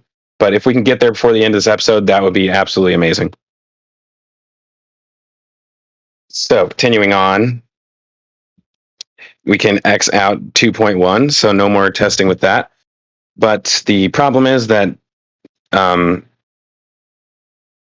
other booster 7.1 is now back at the launch site, and I don't think it was it in the high bay at this time? No, it was in the mid bay. It was just soaking up space in the mid bay while they were fixing the top rim of it. Right. And I should also mention before I go over there and look at that, all of the engine shielding for booster 7 is now gone, so that means all of it is installed, other than obviously the panels for the outer 20 engines. So wait, hold on. If they put the engine shielding on, then isn't there a chance that the methane could collect there? Well, the engine shielding is off because they need to directly connect onto the Raptor engines. I may have a video that I can show a little bit later, but yeah, they're rabbit hole. Let's not do it. We'll get there. Yes, sir. But we do have all of the paneling for booster 8 sitting outside, so now we know for sure that this is what all this is for. All of the strakes and chines, or sorry, these are all chines, I believe. It's really hard to tell without being able to see inside of them because the strakes have a bunch of extra support on the inside of them, whereas the chines have extra space for the COPVs. And they're also larger, I believe, just a little bit. But yeah, good to see that all of that paneling has been installed on Booster 7. Real quick, and this is as much for me, but I'll say it's for everybody else. What's the difference between a strake and a chine? So chines are go on the. Basically, chines have like lifting capabilities, lifting properties essentially. So aerodynamic properties where they actually can provide lift, whereas strakes are usually on like the bottom side of a boat and they don't provide lift. And so the strakes on the booster are on the front, or the what is this? The leeward side, and the chines are on the windward side. So as it's coasting down, coming down to land, the chines will provide a little bit of lift in order to help it like glide a little bit longer. Whereas the strakes are really just to look cute. So chines have aerodynamic lifting body properties, and strakes are just aerodynamic covers, so stuff doesn't get ripped off. Essentially, yeah. Cool. Thank you. Appreciate that explanation. Look, everybody else can come here to learn stuff. I can come here to learn stuff. I appreciate you, Zach. All day. So, what else do we have out here? We have ship 27. I'm not going to guess. We have a diagram for this. Wait, do I see a hexagonal part right there? Is that the beginning of the center of the frame? Of the oh gosh, what do you call the flame diverter? Hold on, let me see if I can. I'll zoom in on it in 1 second. I just want to identify these really quick. Okay, so 1, 2, 3, 4 booster 9 sections. Then you have ship 27's aft section sitting outside, which is really cool to see. Actually, we're going to zoom in on that in a second. This is the payload bay Pathfinder. Scrap. And then this is scrap. And ship 26 mid-locks. So interesting that 26 and 27 both have parts sitting outside of here right now. My opinion, we're getting kind of close to I'm going to switch back. This feels like 21-22 territory with those. I mean, if they're building 24-25, going to get all the good testing out of there, they might skip straight over to 29 or 30. Oh, why didn't that switch back? Sorry. That is the wrong one. It was a great transition, though. I like how it faded. So the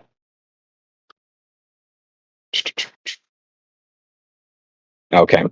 So basically, we know that tent 2, I believe, has started to be emptied out already. And as far as we know, I mean, they could have started emptying out tent 1 as well too. We just haven't seen anything leave it. But it would, whatever it is, would be pretty low to the ground, so we probably wouldn't see it anyways.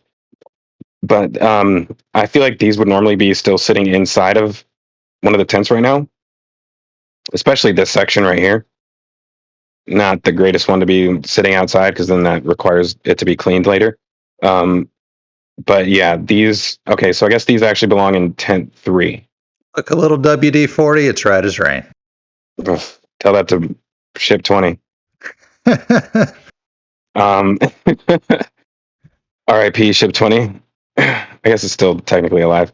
Yeah, where were we? You were looking at the pieces of a frame over here? Yeah, there was a hexagonal frame that looked like it was about the right size and shape to go in between the flame diverter we were talking about. Oh, really? Where's that at? Oh, it was a couple pictures back. It was over to the left, I think.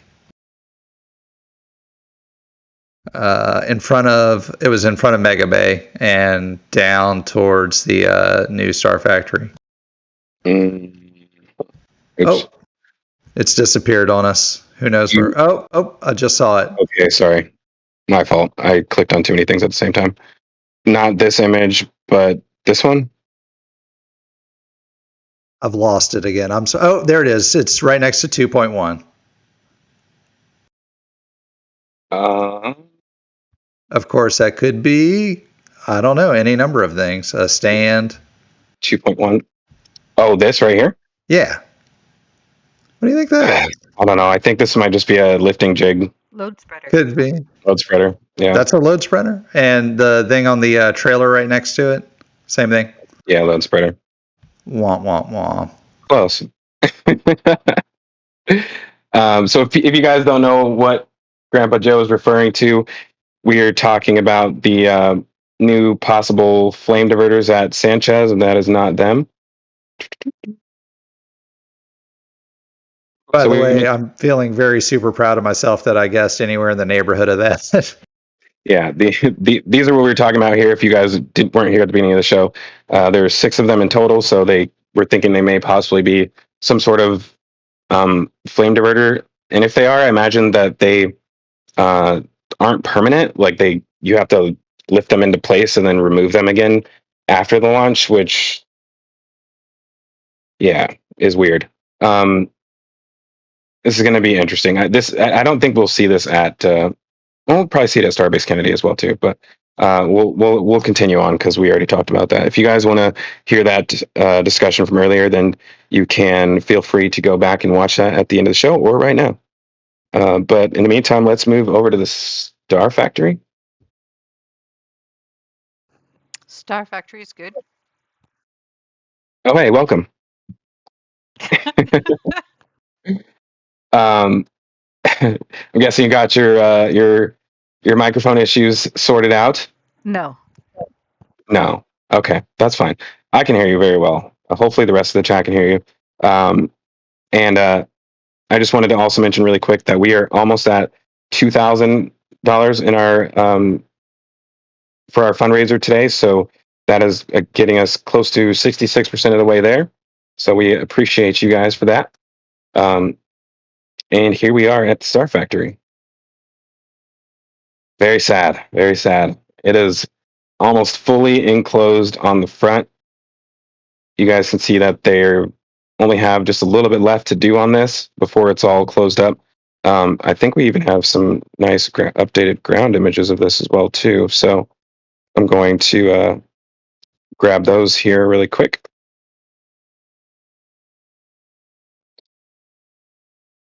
And this would actually be the other side of it.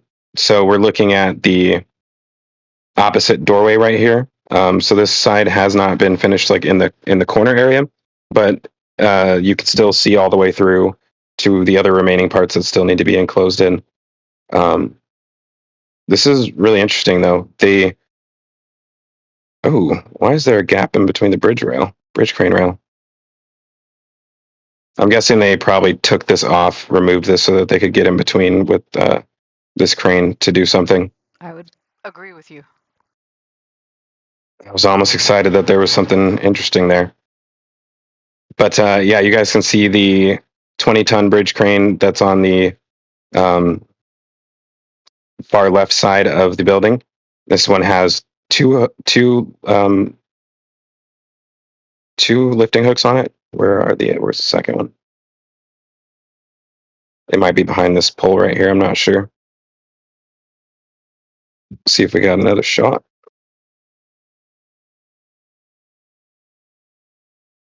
Oh, there it is. One.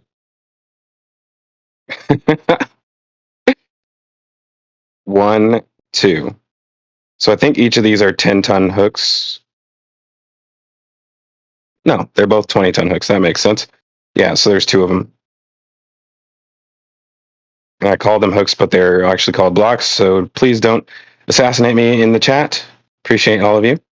So one thing interesting about this side of the building right here is that this was one of the first ones to be first corners to be completed. But as of right now, Mauricio went out there yesterday after his flyover. I'm guessing he couldn't sleep, so he went straight out to Starbase. And where are they? Right here.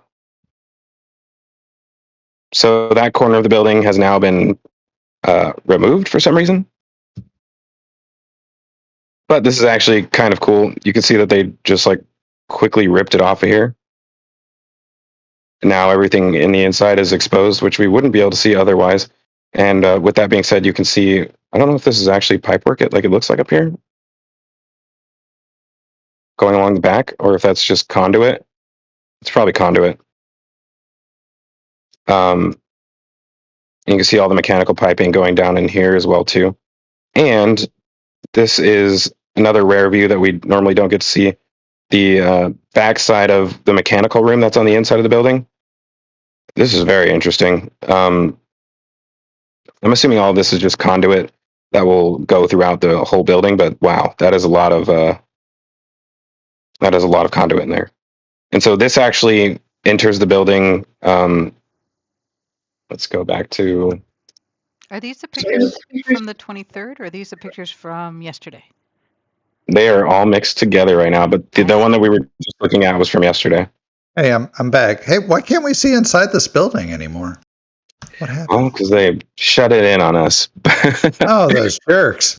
Yeah, you can see down here the conduit leaving this bunker over here, and then where's the backside? It's a good one. So as we mentioned, well, actually, I don't know how it gets okay, it goes in through here, underneath the doorway, and then up the backside, which is what we were looking at in this ground image. You can see all the conduits coming out there. Yeah, really interesting why they did this. We'll have to find out. But I mean, initially I was hoping that they were going to install some windows along here at some point, but I highly doubt that's going to happen. I mean, they should really put skylights at the least, get that natural light, and we can see in a little bit, you know? Yeah, I mean, the good news, you can see how bright it is in there already.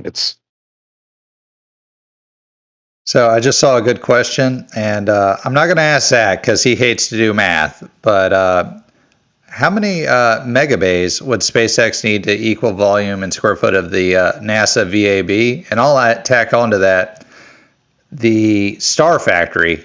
How big do you think that is in comparison to the VAB?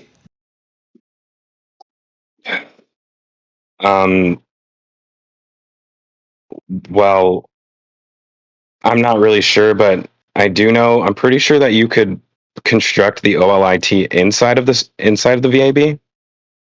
Like you could fully stack the OLIT inside of the VAB and roll it out to Pad 39A like it was SLS. If you had a crane that was big enough, you could then lift it onto the base. But yeah, basically it's tall enough for the OLIT to slide through that same door that the hold on. Yeah, that's clearly correct, right? like twice as tall as Mega Bay. So right there, you'd have to double the Mega Bay. Yeah, it's insane. And it's when you look at pictures of it, it's really hard to appreciate that. But yeah, with the SLS on top of the transport stand that it's on, that would be about the same height as the OLIT without the base. Wait, VAB is 526 feet high, and the OLIT is what, 420? 479.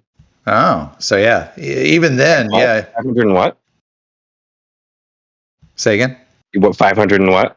26 feet. 26. I'm going to remember that now, so I don't have to look it up in the future. Wow, that's incredible. Yeah, I just went there. That is a big, big building. Yeah, it's been a while since I've been there. I was going to go with Felix next month, but I don't think that's going to be happening.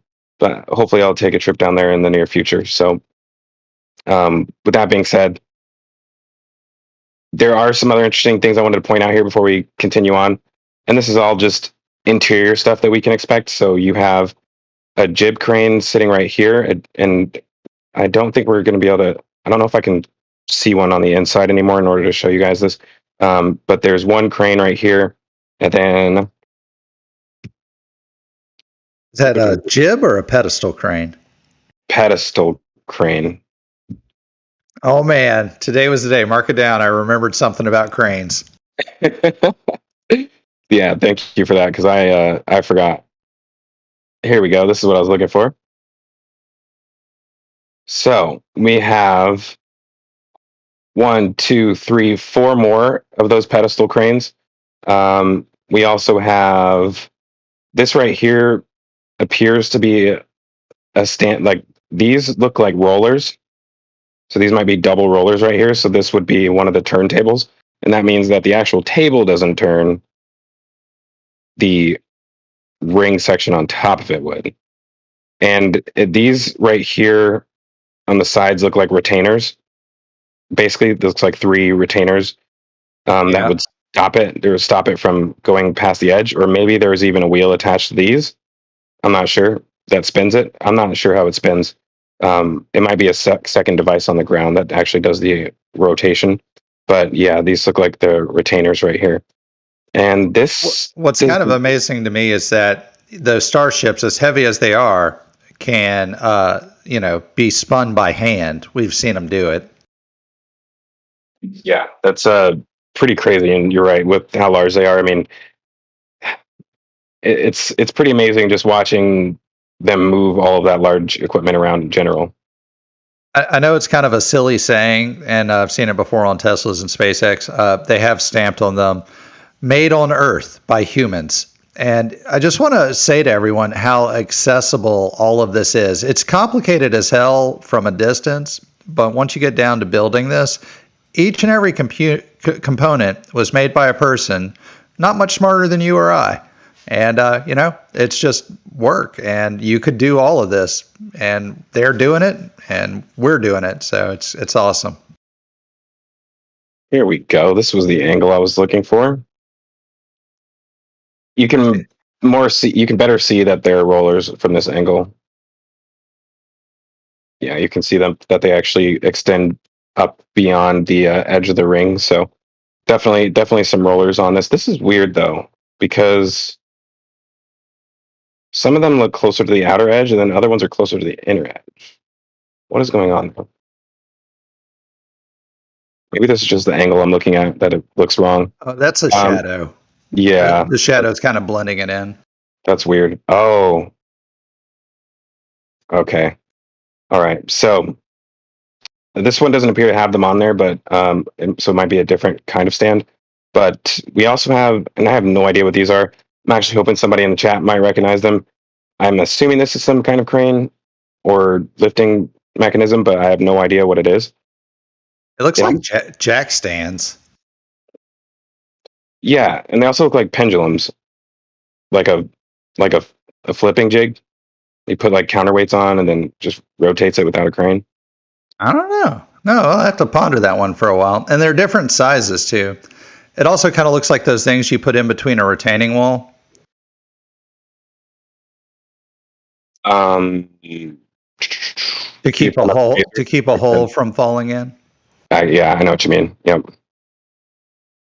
Yeah, and the very last thing to point out over here is these new work stands. So I was trying to figure out an equivalent to these inside of the one of the tents, but I do not see one yet. Yeah, Moose Thompson was asking, what are those 4 pyramidal ladder things with the 2 baskets? I think they might have been talking about that. But Yeah. I think you might find more relation to the VAB work stands. Do you think those are going in at the Mega Bay? No. Where do you think these are going to go? I think these go in the Starfactory. These are probably these and I would say that maybe the welding robots go on top of these, but I don't think so because there's a ladder that goes all the way through it. Well, you have to service the robot, don't forget. True. Yeah, I mean, it is possible that both robots could fit on here, but I don't know. That's a tough one.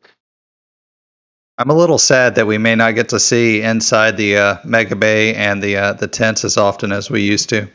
Who knows what exciting things are gonna happen on these little platforms. I mean, they're ready to go though. They have even three more platforms over here. These are for like shorter wing stacks. These are obviously for taller ones, but yeah, this is pretty awesome.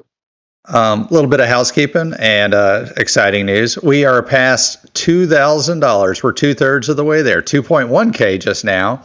So thank you to all the anonymous and named donors, dropping $50, $100. If Angel Investor wants to come in and drop another 1,000, we appreciate it.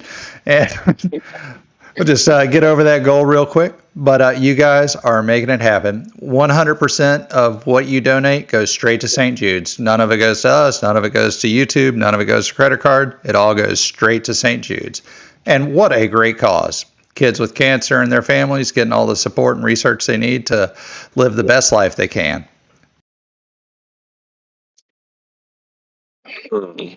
And I'll also throw out and throw to Mauricio if he wants to talk about it all. The reason we're it is a great cause, but also it is the cause of Jared Isaacman, who recently took Mauricio up on a little flyover.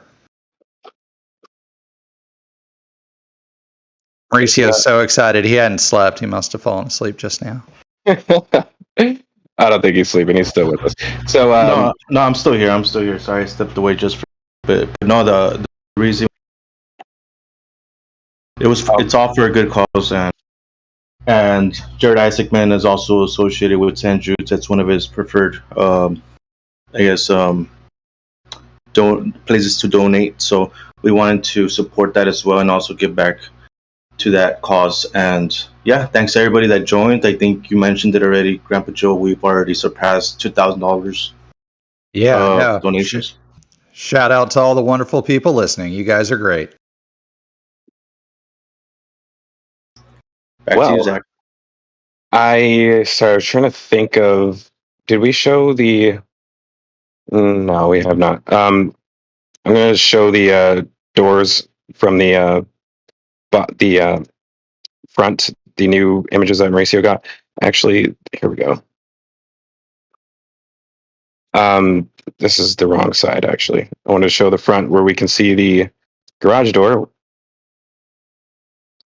So here you guys can see the partially completed garage door entrance. I'm not really sure why this is hanging down like this because I don't see anything to support it in this area. But yeah, you have a. Yeah, we were discussing that for months if they were going to wall that entire side in or not. So I'm glad to see they have a way in from both sides of the yard. Oh, look. Hold on, we got to get a better angle of that. That would be a pedestal crane in the background. Oh, you saw the pedestal crane?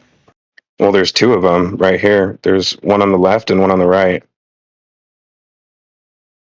Ooh, very nice. You can see it's a 5-ton pedestal crane. Interesting. These must be all over the place. Yeah, sorry, I was looking for a better image from the front, but oh, there we go. These are all part of the CSI investigations as we go through pixel by pixel. I don't know if we can see them from this angle.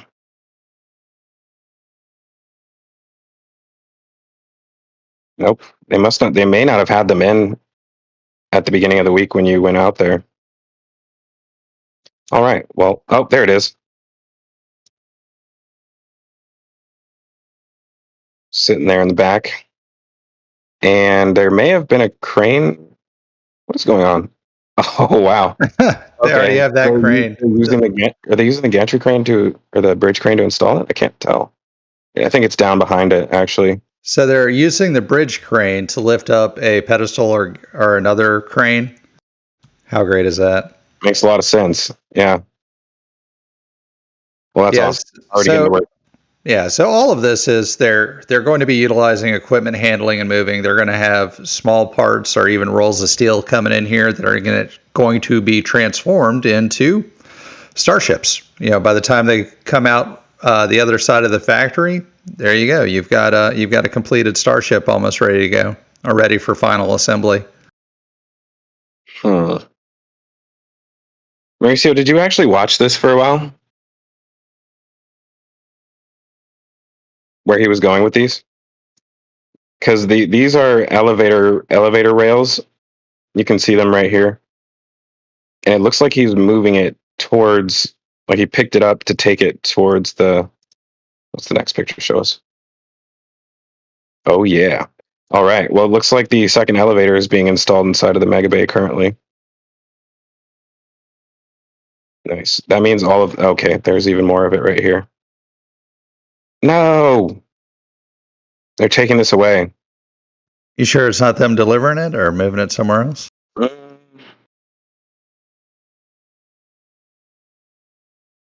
It's a tough one here. Let's look at this side one more time. You know, I saw a phone number. We can call them real quick and ask them what they were doing. Well, when we looked at the front view, oops, didn't switch. There we go. Okay, that's not the right place. So once again, what a beautiful transition between photos. Yeah, I don't know what just happened there though. Oh, okay. I was looking at the wrong picture. So if we look at the backside,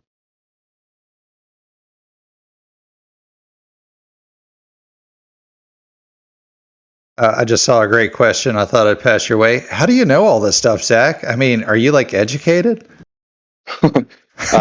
way too much Starbase photography. That's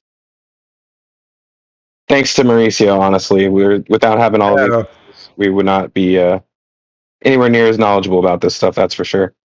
Wow. Okay. If you guys have ever seen one of those kids who studies fire trucks, that's Zach. He just grew up and started studying stage zero. Huh. So I think what happened is they either took the other elevator rails away or they're already installing them on the inside.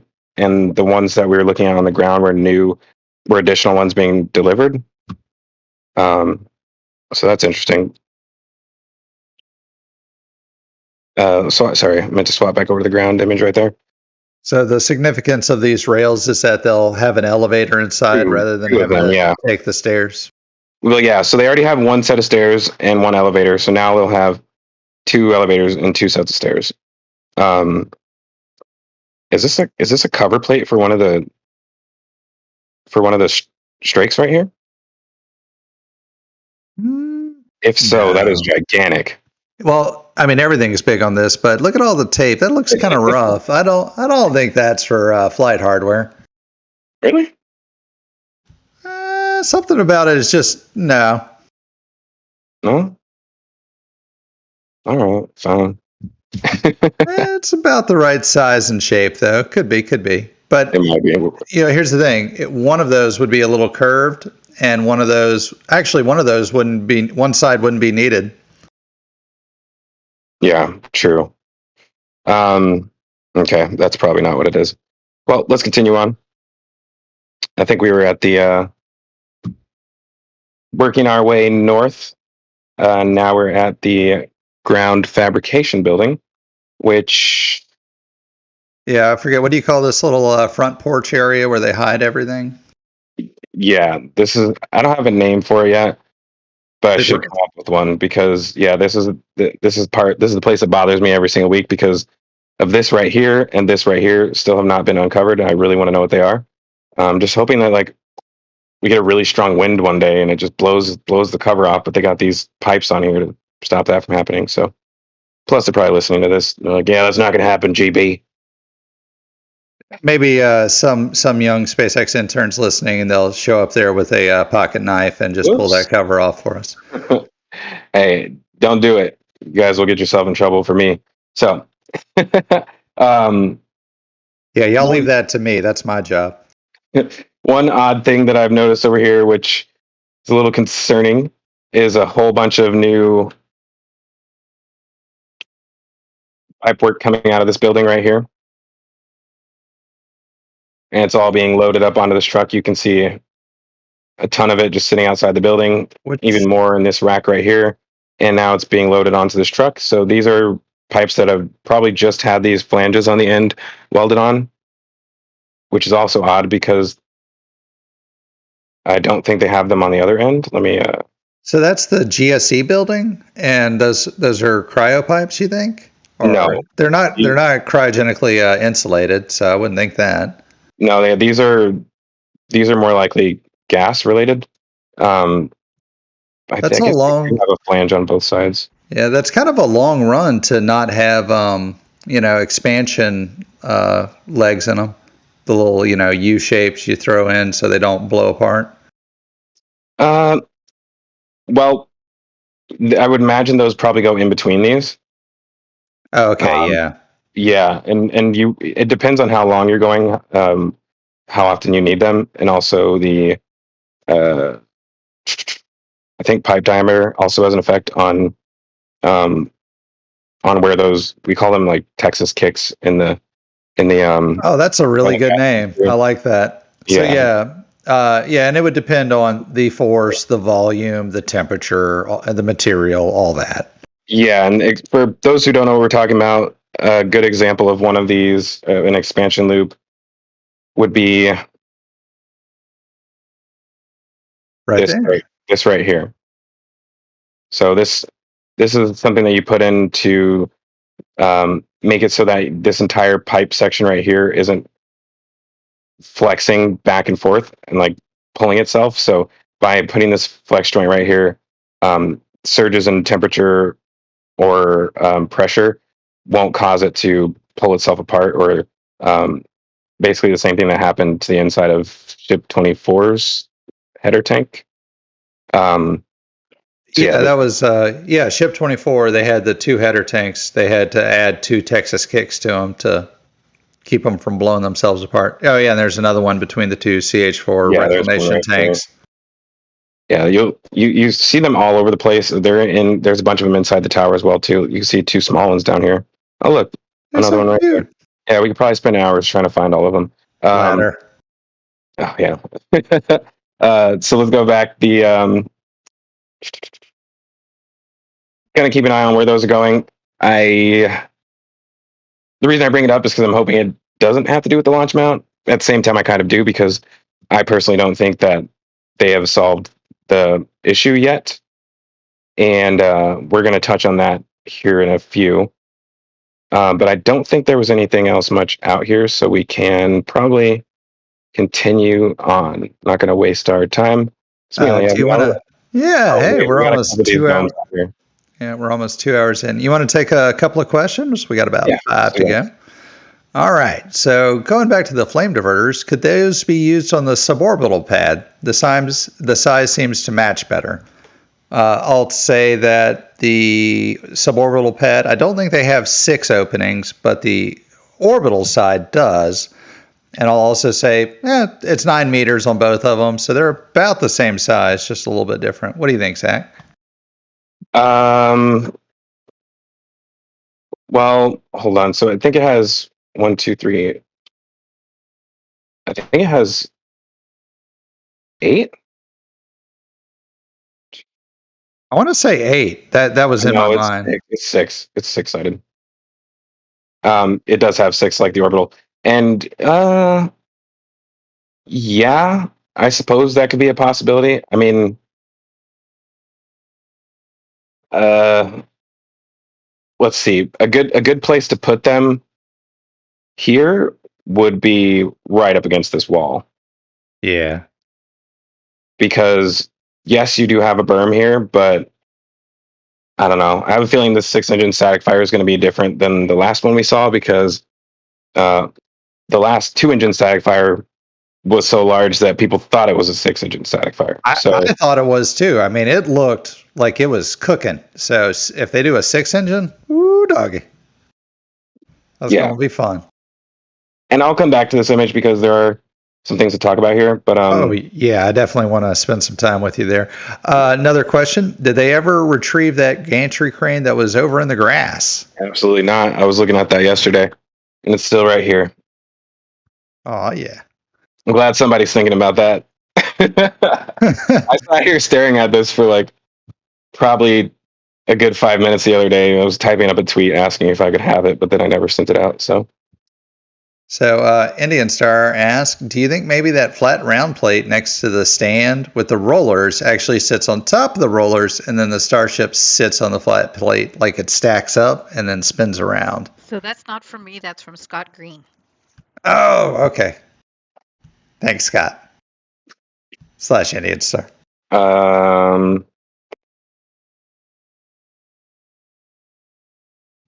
Quick mic check for the YouTube audience. Can y'all hear Indian Star all right? Is her volume coming through? If No. so, give us a They cannot. thumbs up. Oh, I'm sorry for y'all, but I hear Indian Star great. She sounds fantastic today. yeah, that's very odd. Interesting. So I don't know if he's talking about this, but in my opinion, on like in relation to what he was talking about, it would make sense for the ring section to sit on top of this, because this actually appears to have lead-ins on it. So you set the ring on top of this, and then you put this on top of the turntable. Maybe. Yeah, I would think some bit of stack in there would be done. So, Starfactory question. Do we have any idea of what the workflow of Starfactory is going to be? And this is one where I would almost like to see the older pictures where you can see right into the lanes. So, Zach, I'll let you go first. I'll let you answer. It's too deep for me. I could do a whole episode about predicting that. Yeah. There's a lot of flexibility there, but basically the structure is you have 3 lanes with 2 rows of supports dividing the 3 lanes. So we're thinking, raw material is going to come in one side or both sides. They're going to feed into the lanes. They have gantry cranes that can lift and move equipment and pieces and parts being worked on. And basically, we think, raw material comes in one side, and finished product, to a degree, or finished components come out the other side, and then they'll roll over to Starfactory segment 3, then 2, then 1, heading from left to right. And what I'm calling Starfactory segment 4 is what they're building right now, with 1 being the closest to the road. So subject to change, obviously. But so I think once they have equipment in there, they'll just start moving it around as needed to different stations with different robots and tools to weld it up. Did we have an additional question as well? Or was that the last one? I think that was the last one, except Zach, how do you always look so good? No. So let's go back to the BFC shed area, or what used to be there, the BFC shed. So we have some interesting stuff going on over here. Not so much in actual activity over here, but in possible future activity. So not really 100% sure how this is going to work, but let's look at this document. So, according to the Texas Department of Licensing and Registration, Mm-hmm. there's a project called Sensitive Compartment Information Building, or SCIF, which is a popular term in government. So basically, it's anything that's obviously sensitive compartmented information. So basically, this is going to be in addition to the existing building, and it'll be on the foundation of the payload processing facility. So that means that um, this building that we're looking at will have an addition made onto it soon in order to have basically an ITAR room. So anything that they're processing, or where they're processing um, classified or sensitive information, will happen in there. I don't think it'll be inside the building. I think it'll be outside of it. And it's roughly, let me look at it just in the background really quick, 480 square feet. So that's not going to be very large, I don't think. I feel like a shipping container is approaching 400 square feet. Could be wrong. Let's see. It's what, 13 feet wide by what, 50 feet long? You know, I don't do that math. 40 feet long. We'll see. Somebody in the chat will figure this one out.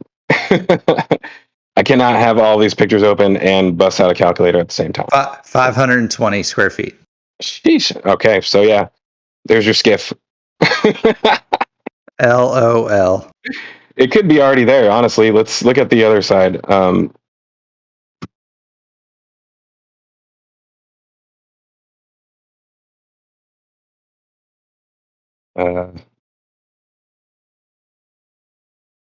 We'll call it the brig.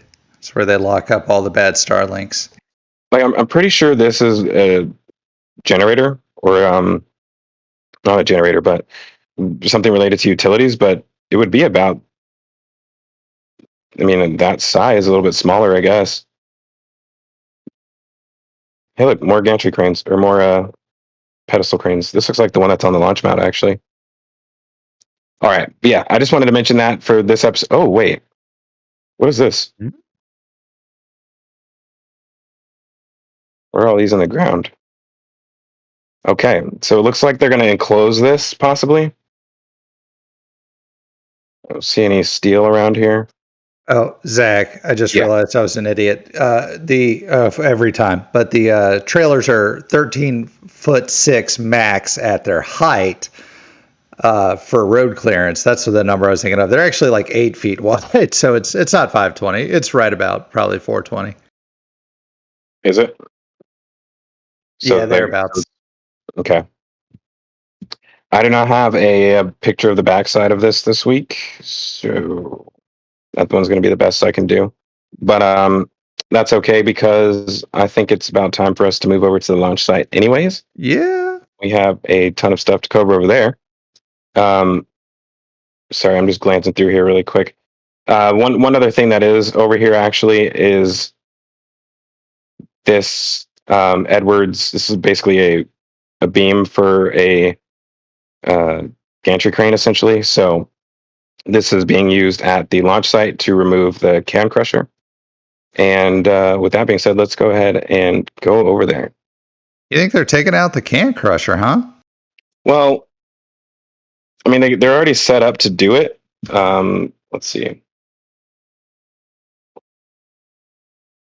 I love the new suborbital pad. I don't know why. It just looks so nice and clean with those legs put on like that. See if I can. The way I have these images divided. I may have to go to the other set.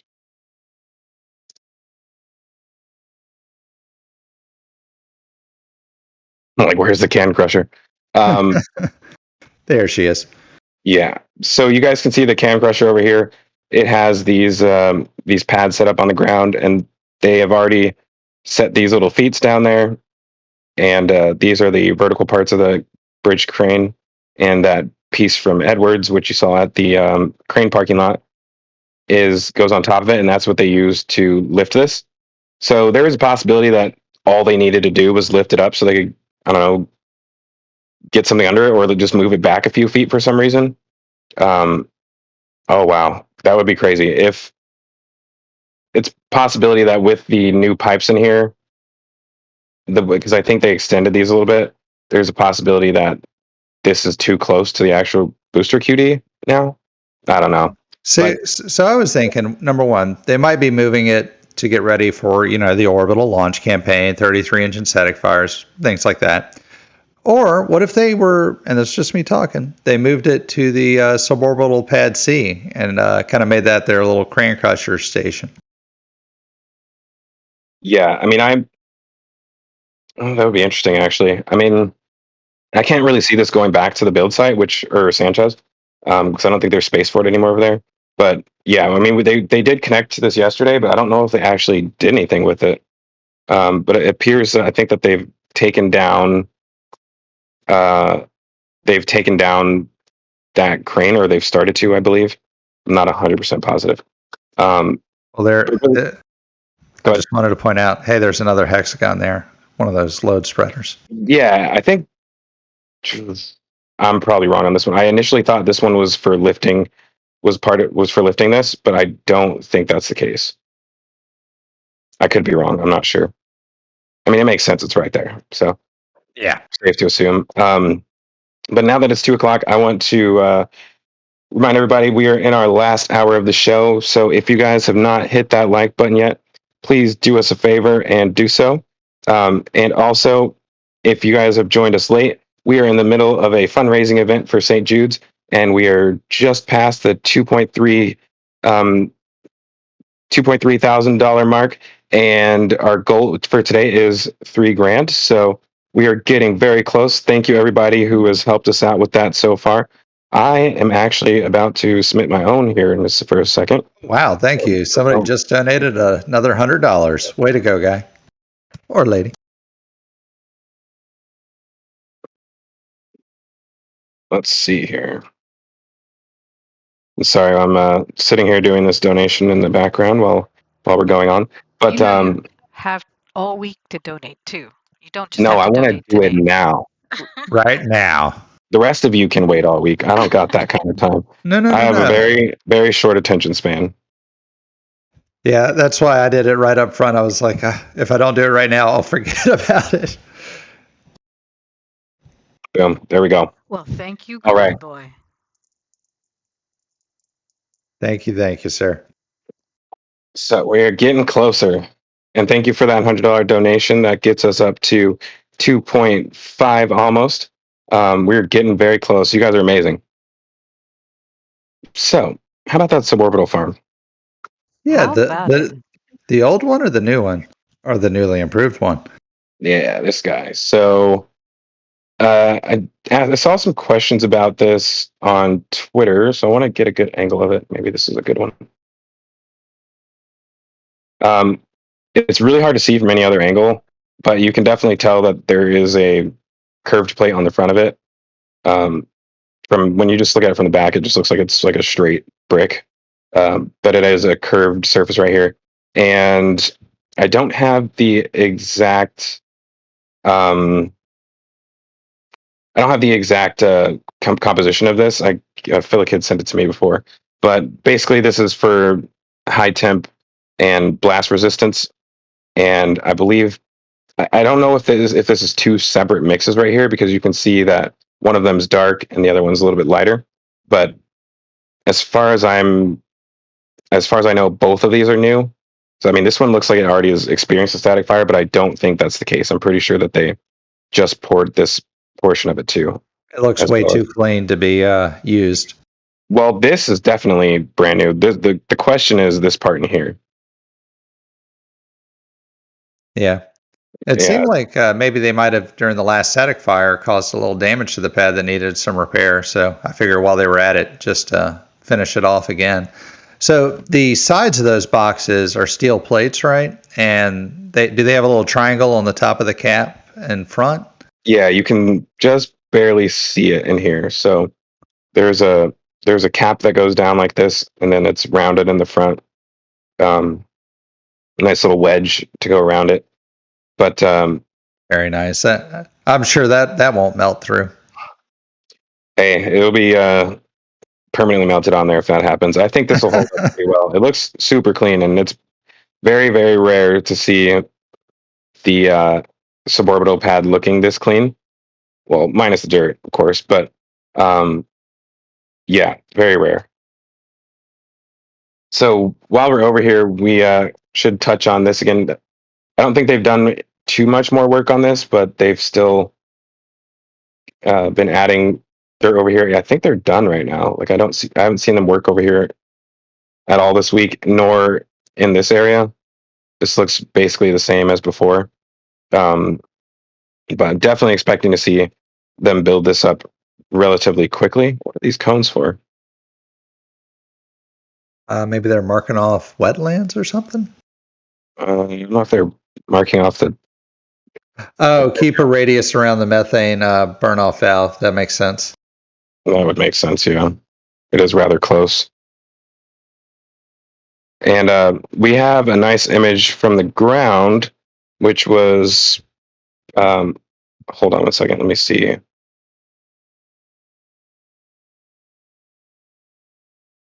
I just want to check and see if Mauricio has one first. And I don't see one, so I'll go ahead and pull this one up. So thanks to Chief from the What About It channel, we can see what these flame diverters look like from the front, Oh, very nice. from the ground level. Shout out to Chief. That is odd. Look at these. Maybe they're going to add a little bit behind it, you think? I would think. So I this is mean, what I was talking about earlier when I was talking about those. We were talking about flame diverters that we saw at Sanchez. That if those flame diverters are part of this, and then they put the metal around it and then fill it with concrete. That's what I was curious. I don't know. I can't see it. I can't see that happening. What is What is this? that? It's a pipe. That's a pipe. This must be an old pipe that used to be used on the test stand. I don't think that's in use anymore. It must Yeah, be it looks capped off. like it's capped off. Yeah, so you guys can see what those diverters look like. These ones make the ones on the orbital launch mount look amazing, honestly. So here's what I'm thinking. They've already launched multiple starships from the test stand before it was covered up. So, I mean, I get that this might be for more long-term survivability.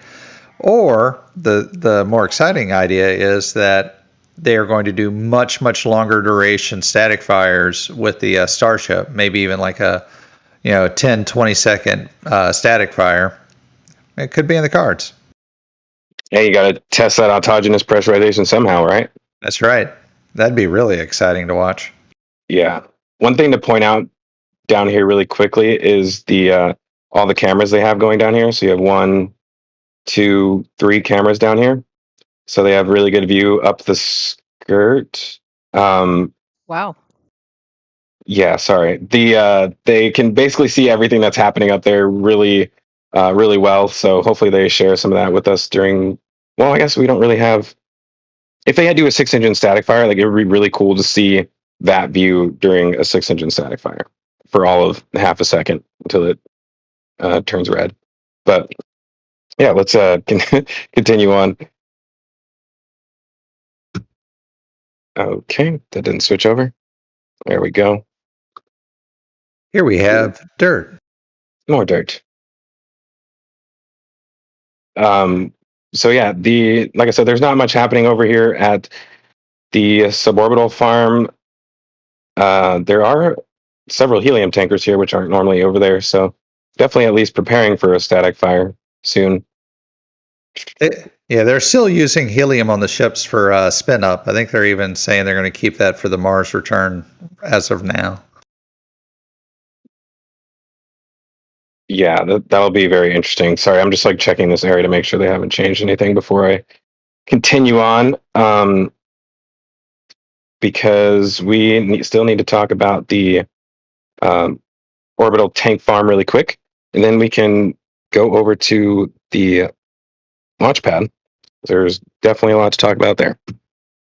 So on the orbital side, have they finished the work in between the tanks? Do we have any? Oh, you mean like the scaffolding? Yeah, No. still in there, huh? Yeah, it's a little tough to see. I mean, you can see it just barely right here, but there's actually more scaffolding in here right now than at any other time. Let me.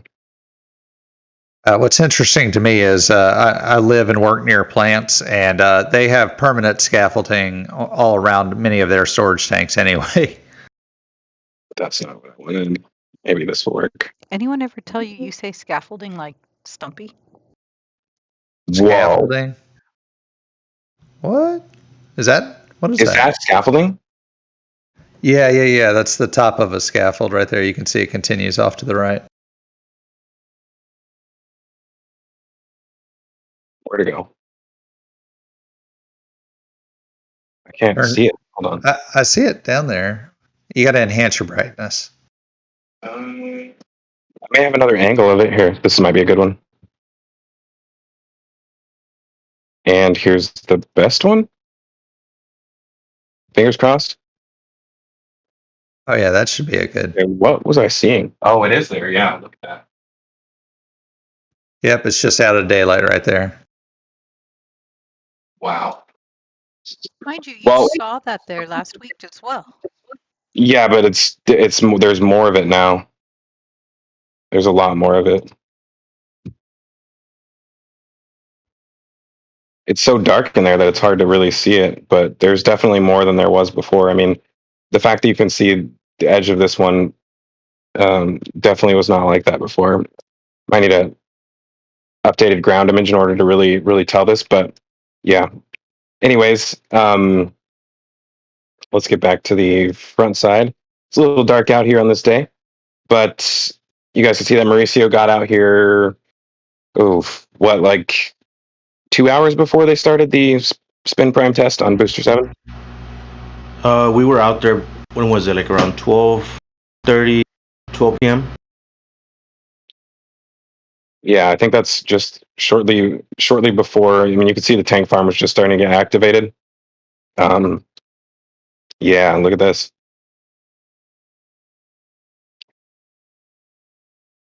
So they hadn't started actually pumping anything yet because you can see that these aren't frosted. By the way, they've at least partially insulated the remaining three kettle boilers on this side. But yeah, you can see that there was definitely liquid oxygen flowing through these pumps at this time. And there's also the typical grass vent that's been there forever. Actually, there's a new one here too. So I think this is both grass vents going at the same time. This is really cool because we never get to see the aerials like right before test starts. Sorry, I'm just making sure I didn't miss anything else over here.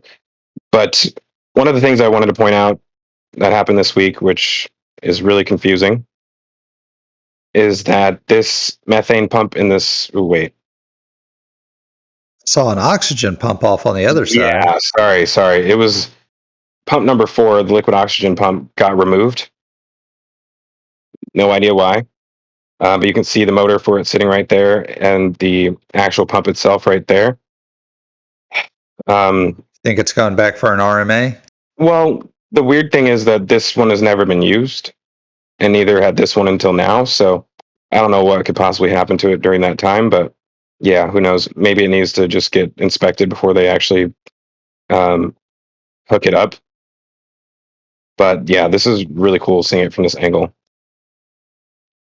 And there's a ladder. Good old Thomas. Other than that, I think.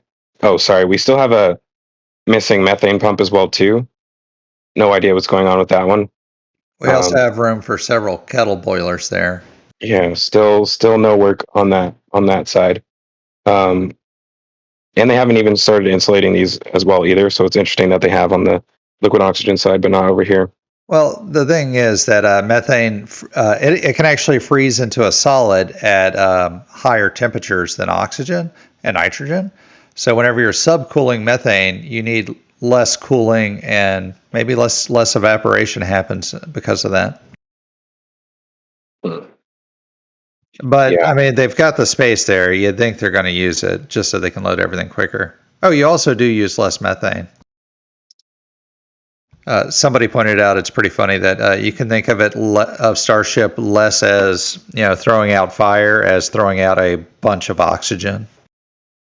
Pretty much, yeah. So I'm looking for this one angle because I have to show it. It's something that's been bothering me for like 2 weeks now. Why is there algae growing inside of the tank farm? Oh, water leaking? Water not getting drained out? It's just sitting there, getting sand and dirt mixed in with it? Lots of water. That's got to be a slippery surface right there, huh? Mm-hmm.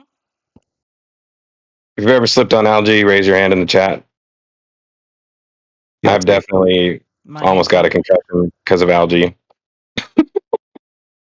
That's a pointing out that semi-hazardous work environment, but I'm sure that'll get cleaned up at some point. Natural growth to some degree, but it's weird that it's there. Holy crap. Hey, look, everybody worried about the environment, and here it is. It's winning. Reclaiming the tank farm. You can see it back here too. Quite a bit. I'm honestly wondering if maybe the water tank isn't fully emptied or something. If it's still leaking somehow, I don't know. Either that or water's coming up from the ground, which is also a possibility. I hadn't thought about that. That's true. Whenever they load this tank farm up, it really sinks that concrete down a bit, I'm sure. Yeah, very interesting. And Did you see the chat? They're all raising their hands. Oh, that's awesome. Thanks, guys. I didn't get to see it. Hold on, I'll check right now. Because they've all fallen on algae. That's Slipped hilarious. on algae. Yeah, I used to look at the chat a lot, but I get very distracted. And sometimes people try to distract me because they know I'm watching the chat. So doing a really good job on being not letting the ADD take over. So You the man, Zach. with that, I think it's time for us to move over to the launch site. But before we do, I think we should take some more questions, if there are any. Unfortunately, Question Bot's been down. I messaged Mouser to smack his web server. So if you're listening, reboot that thing. It's not Mauser. Oh, I thought that was Mouser's server. Refresh your. I did. Okay. Go on. What's this? They added some weird things onto these tanks this week that I forgot about. Let me just check them real quick. I think it was this one right here. I don't know if that's an alarm or something, but we saw them hook it up. Huh.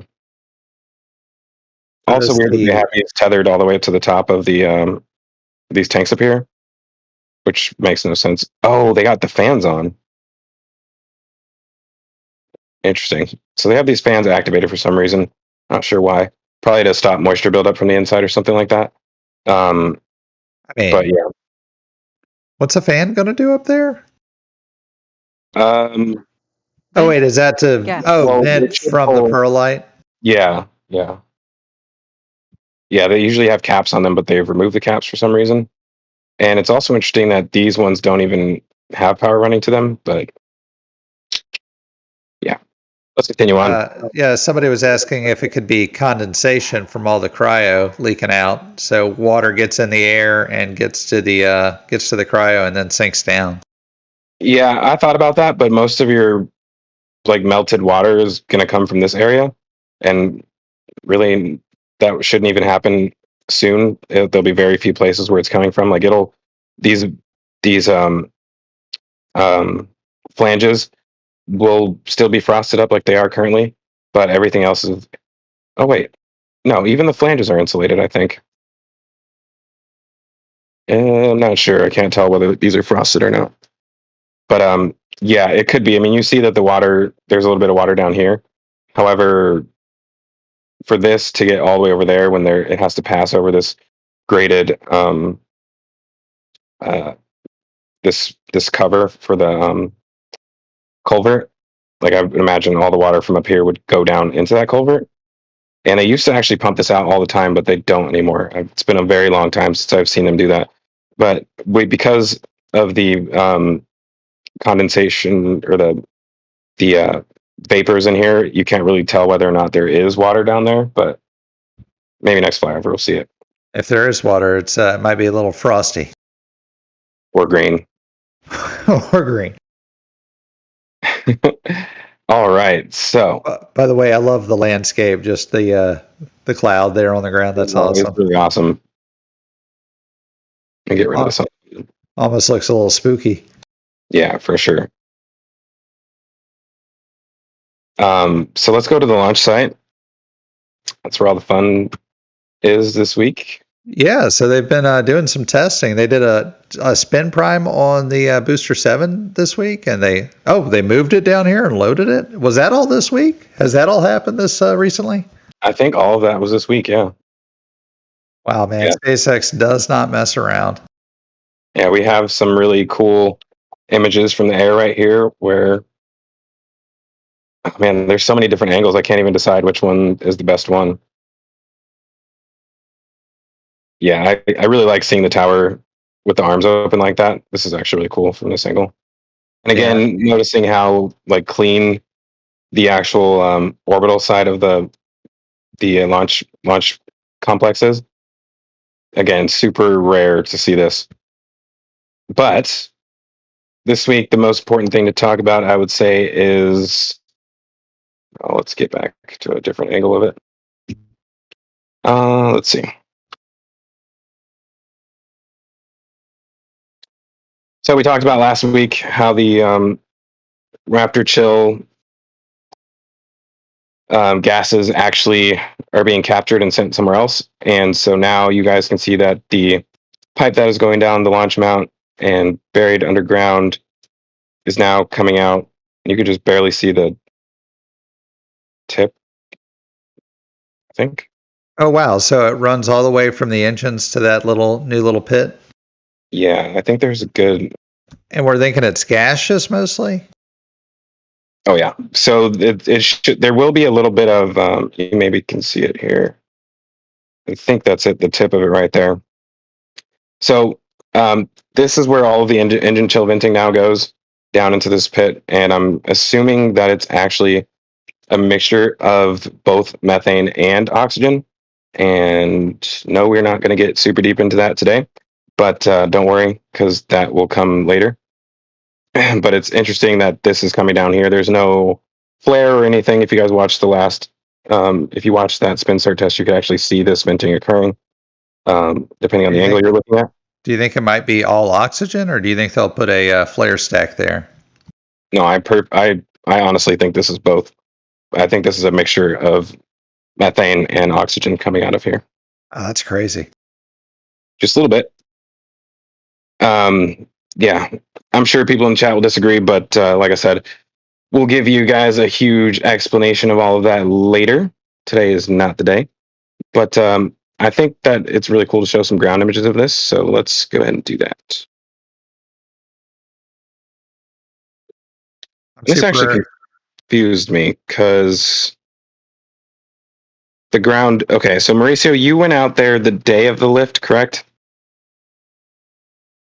And you were there until they shut the road down, and then you had to leave. So this is Booster 7 right before the chopsticks are grabbing onto it. And so you can see the lifting pins right here.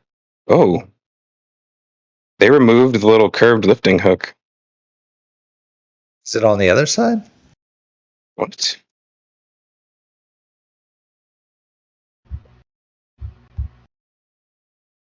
Gosh, Yeah, this I thing is was. big. Yeah, I was out there whenever they were going to do the lift, but they closed off the road, so I couldn't be there for the actual lift. It's okay. Some guy named Lab was hanging out there in his car. Well, not for the lift. Well, the car was hanging out. Yeah, the car was hanging out. I was like, wait, what? Yeah, sorry, I can't see the other one, but it looks like they definitely removed that. I mean, was it never there to begin with?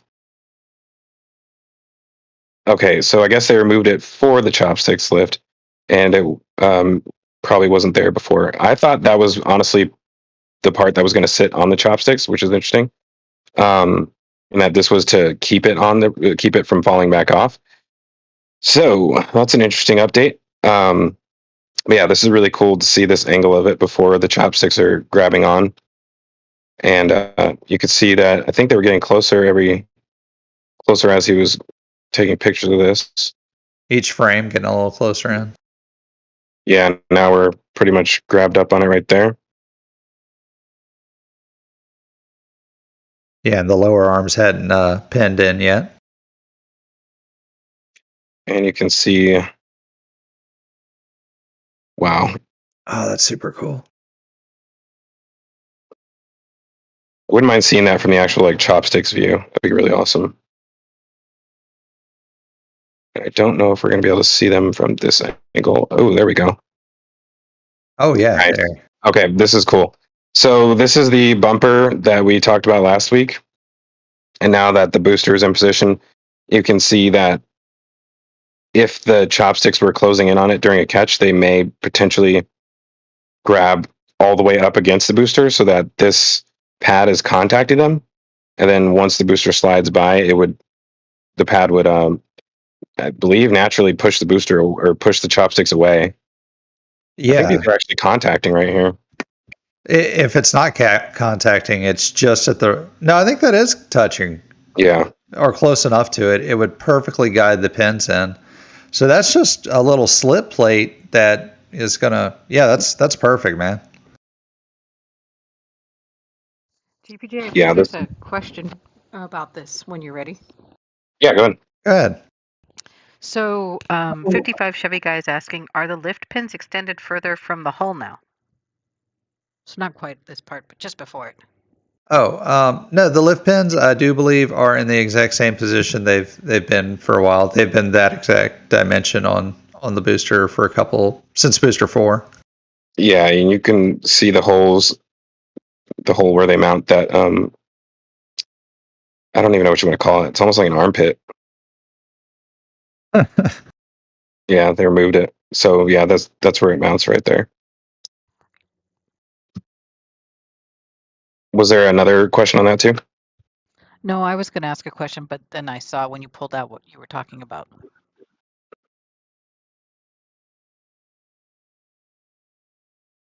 So the ship has to have to be lifted by the catching arms as well. There's no crane large enough to lift it up.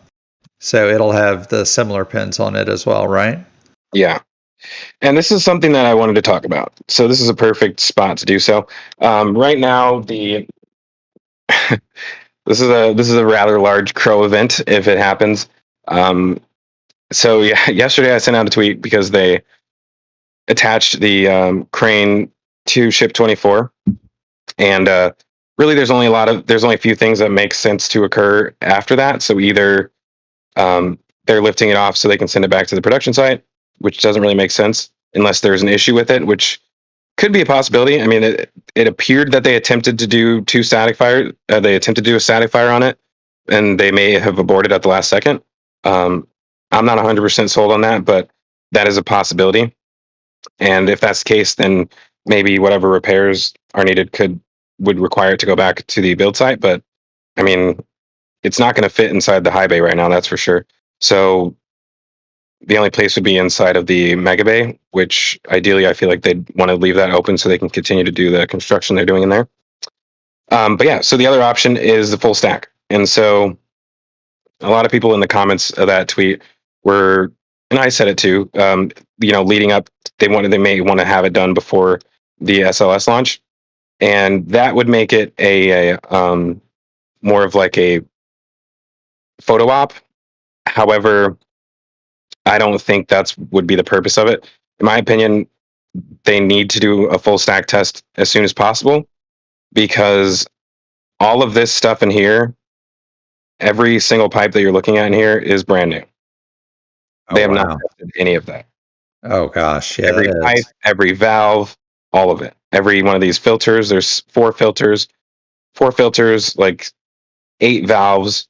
All of these swivel joints had to be replaced. The the ship QD had to be replaced. And ever since all that happened, and you can still see their scaffolding up here. Why? Because they have not tested it yet. So I think that they need to do a full stack test ASAP so that they can make sure that all of this is functioning properly and make sure that everything on the ship QD is functioning properly. And unfortunately, you cannot really do that without a ship on there, or else you're just going to be purging all of your gases and liquids straight out of the front of the SQD, which, don't get me wrong, I would love to see that. But I just don't think that's going to happen. So with that being said, So, go ahead. so the need to generate a punch down list for the tower, that would be a longer lead time to fix all those punch down issues than to complete the testing of Ship 24. And they've already tested all the systems for the suborbital pad, and they've already got a good regiment for testing ships. So that arguably would take way less time than fixing everything in that fifth segment of the tower there. And then PK has a question. He's wondering, I'm sorry, Feel Kid. He's wondering, doesn't the chopstick have pins that extend into Starship? It does. They don't have the arms up top. They flip out some pins. You're right, Bob. Yeah. So I guess that's really all I wanted to say on this one, is that, in my opinion, that this is the most important operation right now. Number one, well, I think they've already verified that their temporary solution for the Raptors works. They definitely need a permanent solution to that still. But next up, I think this is more important than a 6-engine static fire, because if there's anything wrong with this at all, then it's going to take time to repair it, and that's going to push out the orbital flight. So in my opinion, I think it makes more sense to do this test as quickly as possible, so that they can then check mark all of this off as fully certified, because right now it's not. And until that scaffolding goes away, we should definitely not expect to see, think that they're getting close to that launch, in my opinion. Yeah. So with that being said, I think we can. Did we have more questions on the tower related stuff? Not on the tower related stuff, no. Well, we can touch on any of them right now. We have plenty of time. Oh, there is a question from John T. John T asks, what happened to the scaffolding which the arms hit? Your favorite question. Oh. I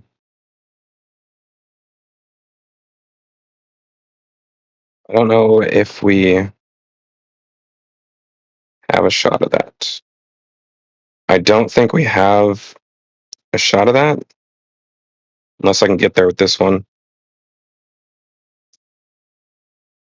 So the scaffolding that was hit was up here,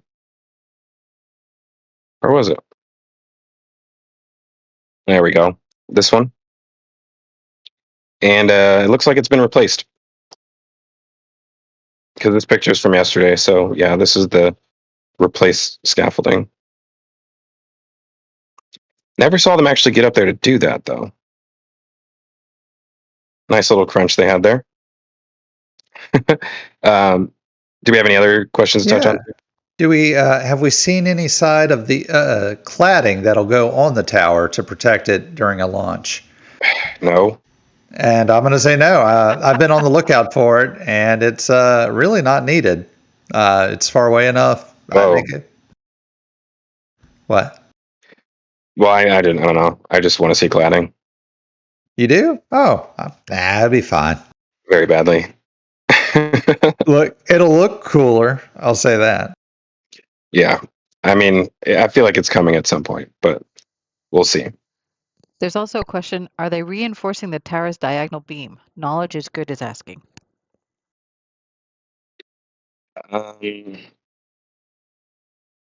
Yeah, kind of. We don't know what they're doing with it, but this is something that was on the first tower, or sorry, the second tower already. This one for Pad 39A, and I don't think I have a good angle of it this week. So, with all the excitement from the flyover, the second flyover, we don't have as many ground images this week because Mauricio was at the airport all day waiting for that. So, oh, nice. There we go. Oh, hey, somebody just mentioned a really great theory. They can't static fire all of the booster engines unless they have the Starship on top to help weigh it down.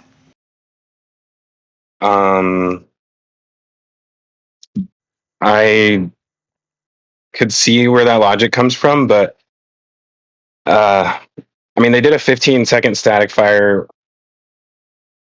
and if I remember correctly, we weren't even able to see the fluid level inside the tank when they did that inside the LOX tank. So if you take whatever fluid was in there and multiply it by 33 times, I have a feeling it still wouldn't be at the top of the tank. Oh, But okay. That's you a would fair have assessment. 33 times more fuel, which should compensate for the additional thrust. Obviously, you would be like deep throttling and be at a low thrust. But if you wanted to throttle up for some reason, I hope they don't do that. Then yeah, you might want the additional weight of the ship on top. But you would have to be a ship with like fluid inside of it. You can't just put a empty ship. And at that point, it has to be both liquid oxygen and methane because you can't just put methane in the booster and not in the ship. You can't switch over from. Yeah, no, you can't do that. So that would be very sketchy, in my opinion. It'd be a fully stacked booster and ship with fully loaded tanks on both of them. So yeah, We'll save those dangers for launch day. seriously, that just freaks me out thinking about it. So with about 20 minutes, 23 minutes left in the show, I want to remind everybody that we are getting super close to our goal for this week. We currently are sitting at just under $2,800 for out of our $3,000 goal. So we have roughly a little over 20 minutes if we're trying to hit that goal before the end of the show. But as we said, this this will be open for the next 7 days. So, oh, actually, yeah. You're right. Sorry, 5 days left. It says 5 days left on there. Friday. Yes. So we have until Friday to get that goal if we don't happen to hit it here in the next 20 minutes. But if we do, that would be super awesome. And also want to remind you guys to hit that like button if you haven't already. We are well over 420 likes for the day. So thank you guys for that. Appreciate you guys being here. And, as we get closer to the end of the show, I want to go back and talk some more about these flyover images because they're really awesome. So I want to show some more of these. And Mauricio, if you want to add anything in here, we would. I'm sure everybody would love to hear more about this if they missed the beginning of the episode. There is a question for Mauricio about this too. Yeah, let's do it. There's a question from JK Video asking, was Mauricio in the jet that did the loop? What? Yeah, we definitely did loops. I can positively say that we did. I know because I felt the G forces, so. And I was inverted, looking. My head was looking straight at the waters, which was sketchy. You definitely don't never want to be in that situation, especially like in a Cessna or whatever the case. But this was a unique situation, and it was awesome. So we did do that. So, was there any chance you're able to talk about who else was flying? Yeah, Jared was flying. Some other. Sam Patel was one of the one of the passengers in the leading plane. That's not Sam Patel. Sam Patel is in the other airplane, I believe, in the leading one, the front one, in the Alpha Jet. Yeah, and there was other passenger. I don't think I can mention their names on the other ones, but yeah, there were other people. But yeah, Sam's a good guy. I got to speak with him briefly about what's going down there at SpaceX, and I think he knew who we were and so forth. But Did yeah, it he was happen nice to hanging mention out. my jokes about him? Well, he knew about what we do, so that's a good sign. So they're well aware of what we're doing here, and I had a good time hanging out with them. I actually got to hang out with them for a couple of hours before the actual flight. There was a delay with the flight. I won't go into that, but there was a delay. It was also due to the weather. You know, we did have some storms running in. I know we were talking about that prior to actually doing the flyover, so I thought that was going to interfere with it. But you know, thankfully the weather cleared up and we got to make it happen. So wait, you got to spend a few hours with Sam Patel? Not just that. What did he say to you, Mauricio? Everything. I need to know everything he ever said. Go. The nah, part we didn't talk too much. He just knew he knew right away that we were the. He said, "Oh yeah, you're at 10,500." So they knew exactly the altitude that we fly at. They keep an eye on us, as they should, right? As they should. Didn't he call Yeah. you the But 10,500 foot guy? oh yeah, he said that. And aside from that, I mean, everything else, I won't go into details on all the other stuff. But if you do want to hear details more in depth, you know, we'll be here after the show to talk a little bit more about that. If you guys want to become members or Patreon members, yeah, there's that avenue as well. But yeah, it was fun. It was a fun experience. Like I mentioned before, the photography portion of it was the most challenging part, just because nobody trains you to, or you don't get experience taking photos inverted. That was different. Yeah, that's so crazy. Yeah, this Oh is yeah. amazing.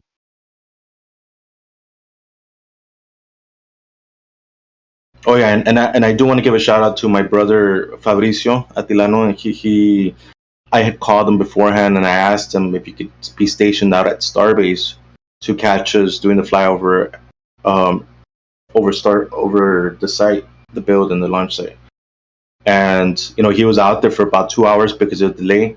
He was practicing taking photos. Yo, I can see you taking pictures. Nice.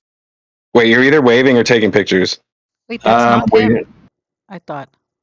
that's This somebody one? else. Oh, that That's is Are you you. sure? Sorry. Wait, is it?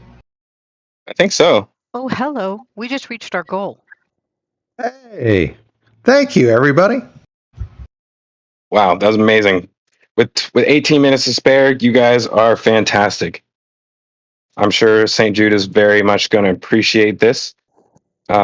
This all goes to the children of St. Jude. So thank you to everybody who helped to get us here. That is amazing. We should definitely consider doing these more often.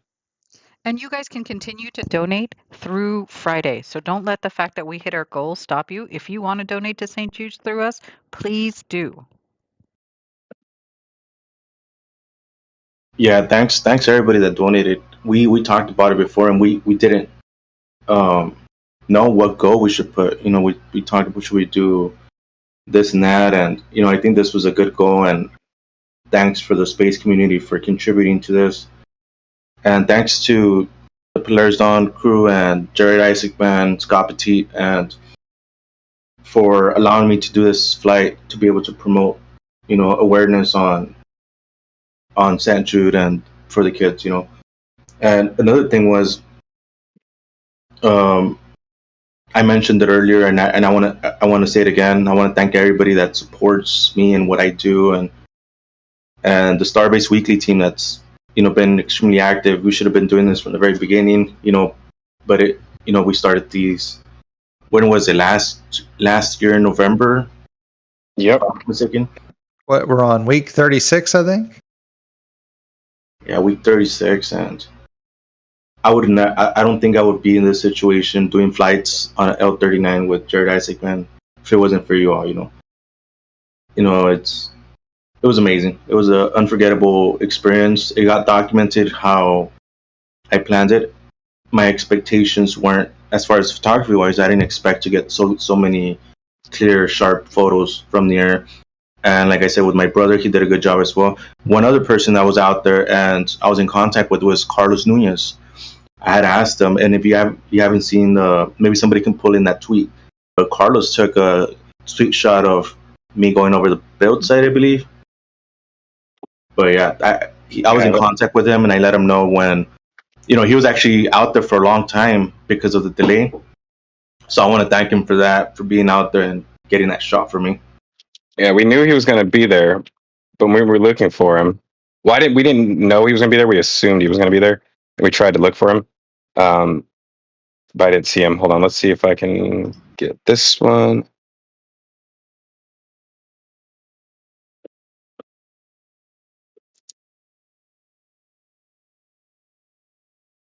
Yeah, this is from Carlos Nunez right here with the boosters and ships in the background. That's awesome.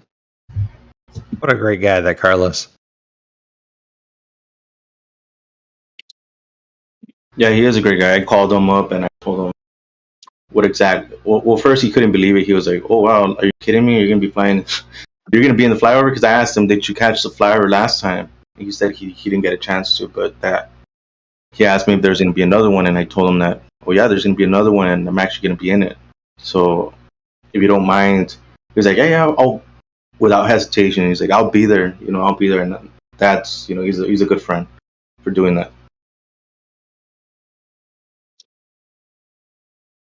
Yeah, these are some amazing shots. Oh yeah, and I'll be dropping the link here shortly before the stream ends. Oh, they're asking who is Carlos Nunez. You know what? Let me drop his link here in the description so that people can follow him on Twitter. He does take some of the most amazing shots that I've seen taken out of Starbase. I think even Elon had his wallpaper as one of his images. So that's amazing in itself right there. Let me drop the link here in the. Yeah, these are some amazing shots. Yeah, if you haven't followed Carlos before, follow him and then go through his post history. He consistently takes great pictures. Good golden hour pics. Just barely beat you to it there, Mauricio. On mine, he actually beat you.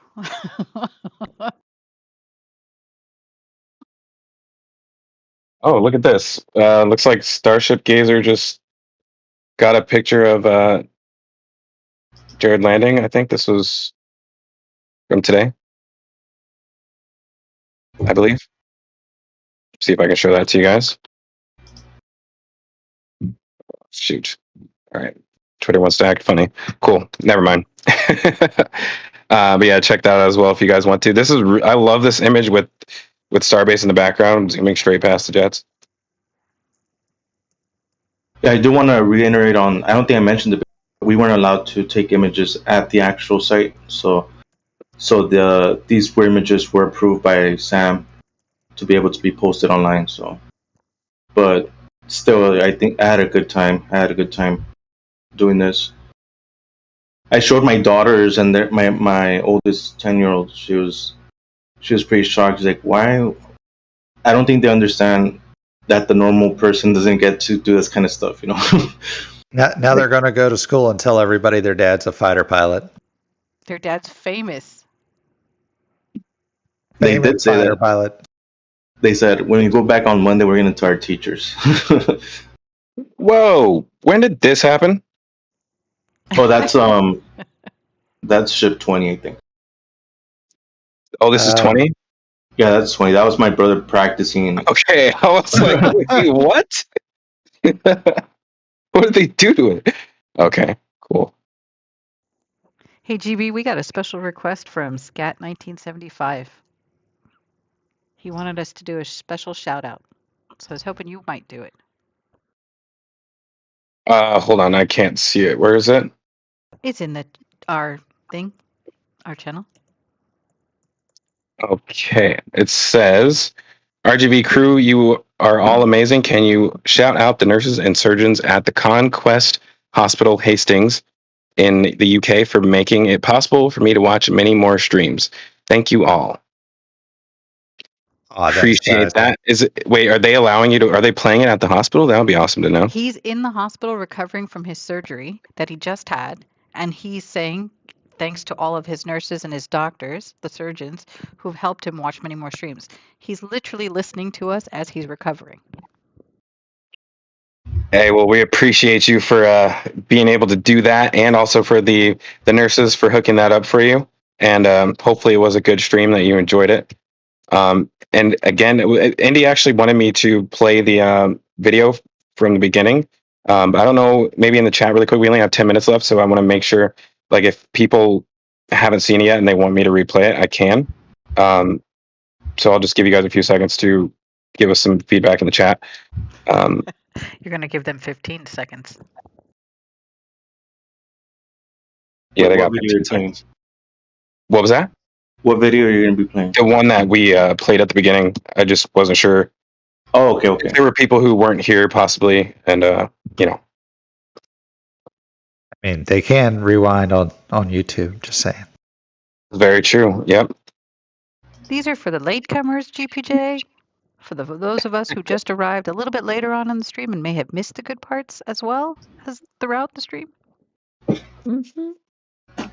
Oh, this is the one part of the launch mount today that we didn't talk about. The 40 pipes they just plugged in, and Yeah, we're still not going to talk about it. But well, let's dive deep into that. What happened? No, just kidding. did we have any last questions, Indy? There are actually quite a few questions. Let's do it. Fire away. There's a question from Gary McDermott asking, could the stacked Starship reduce vibration, act as a dampener? It could and it would. It would be incredibly dangerous, though, as Zach went into with all that fuel on board. Okay. Wow, that's a pretty picture. Got to do it at some point. Jeez. This is a wallpaper right here. Yes, Isn't it? is. Even with all the scaffolding on there. Don't mind me while I set this as my desktop background. Okay, the next question while you set that as your background. This one's actually kind of cute. Ian Luckett's asking, are you guys going to do an on-screen episode on a nice set with comfy seats like a chat show? Oh, we should totally do that. When can we do that? Well, that would be our next step. Right now, we are still in the process of upgrading hard drives right now. So I upgraded mine last week, which was nice. Thank you to everybody who helped out with that. But we still have a few people on the team who need to do so as well. So once we have that done, we can start working on the things that we need to do in order to do on-camera stuff. So it's not like we can't do it right now. It just takes up a ton of bandwidth. So just certain things have to be done in order to make that go smoothly. If you guys were here at the beginning of the show, you kind of saw a little bit of issues that I was having as I was playing that video and trying to talk at the same time. So got to work out a few more things before we reach that point. There's Getting close. Sorry. Yeah, go ahead.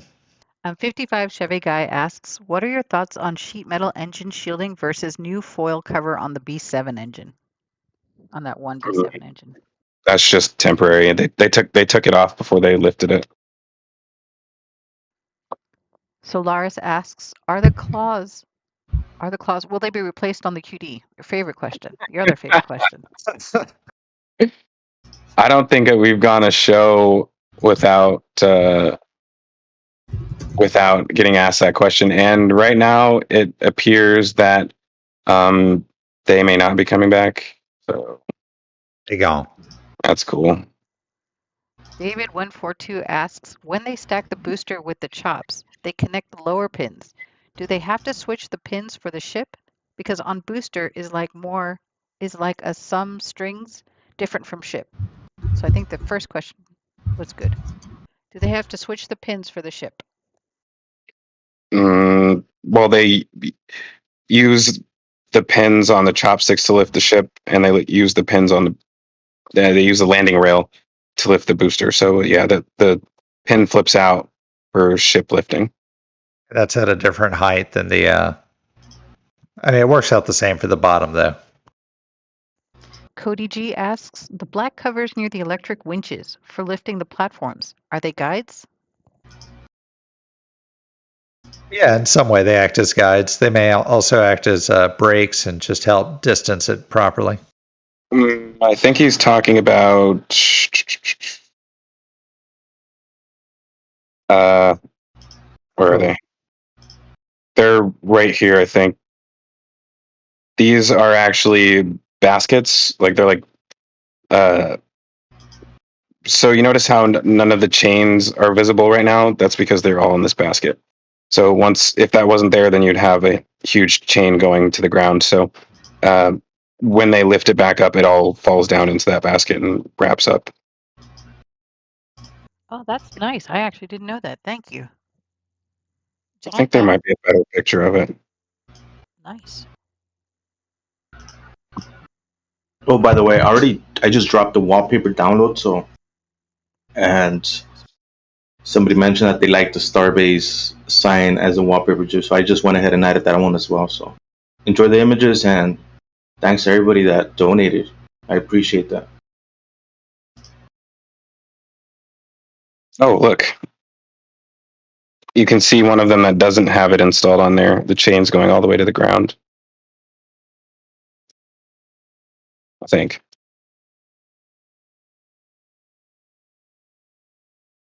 Can't really tell.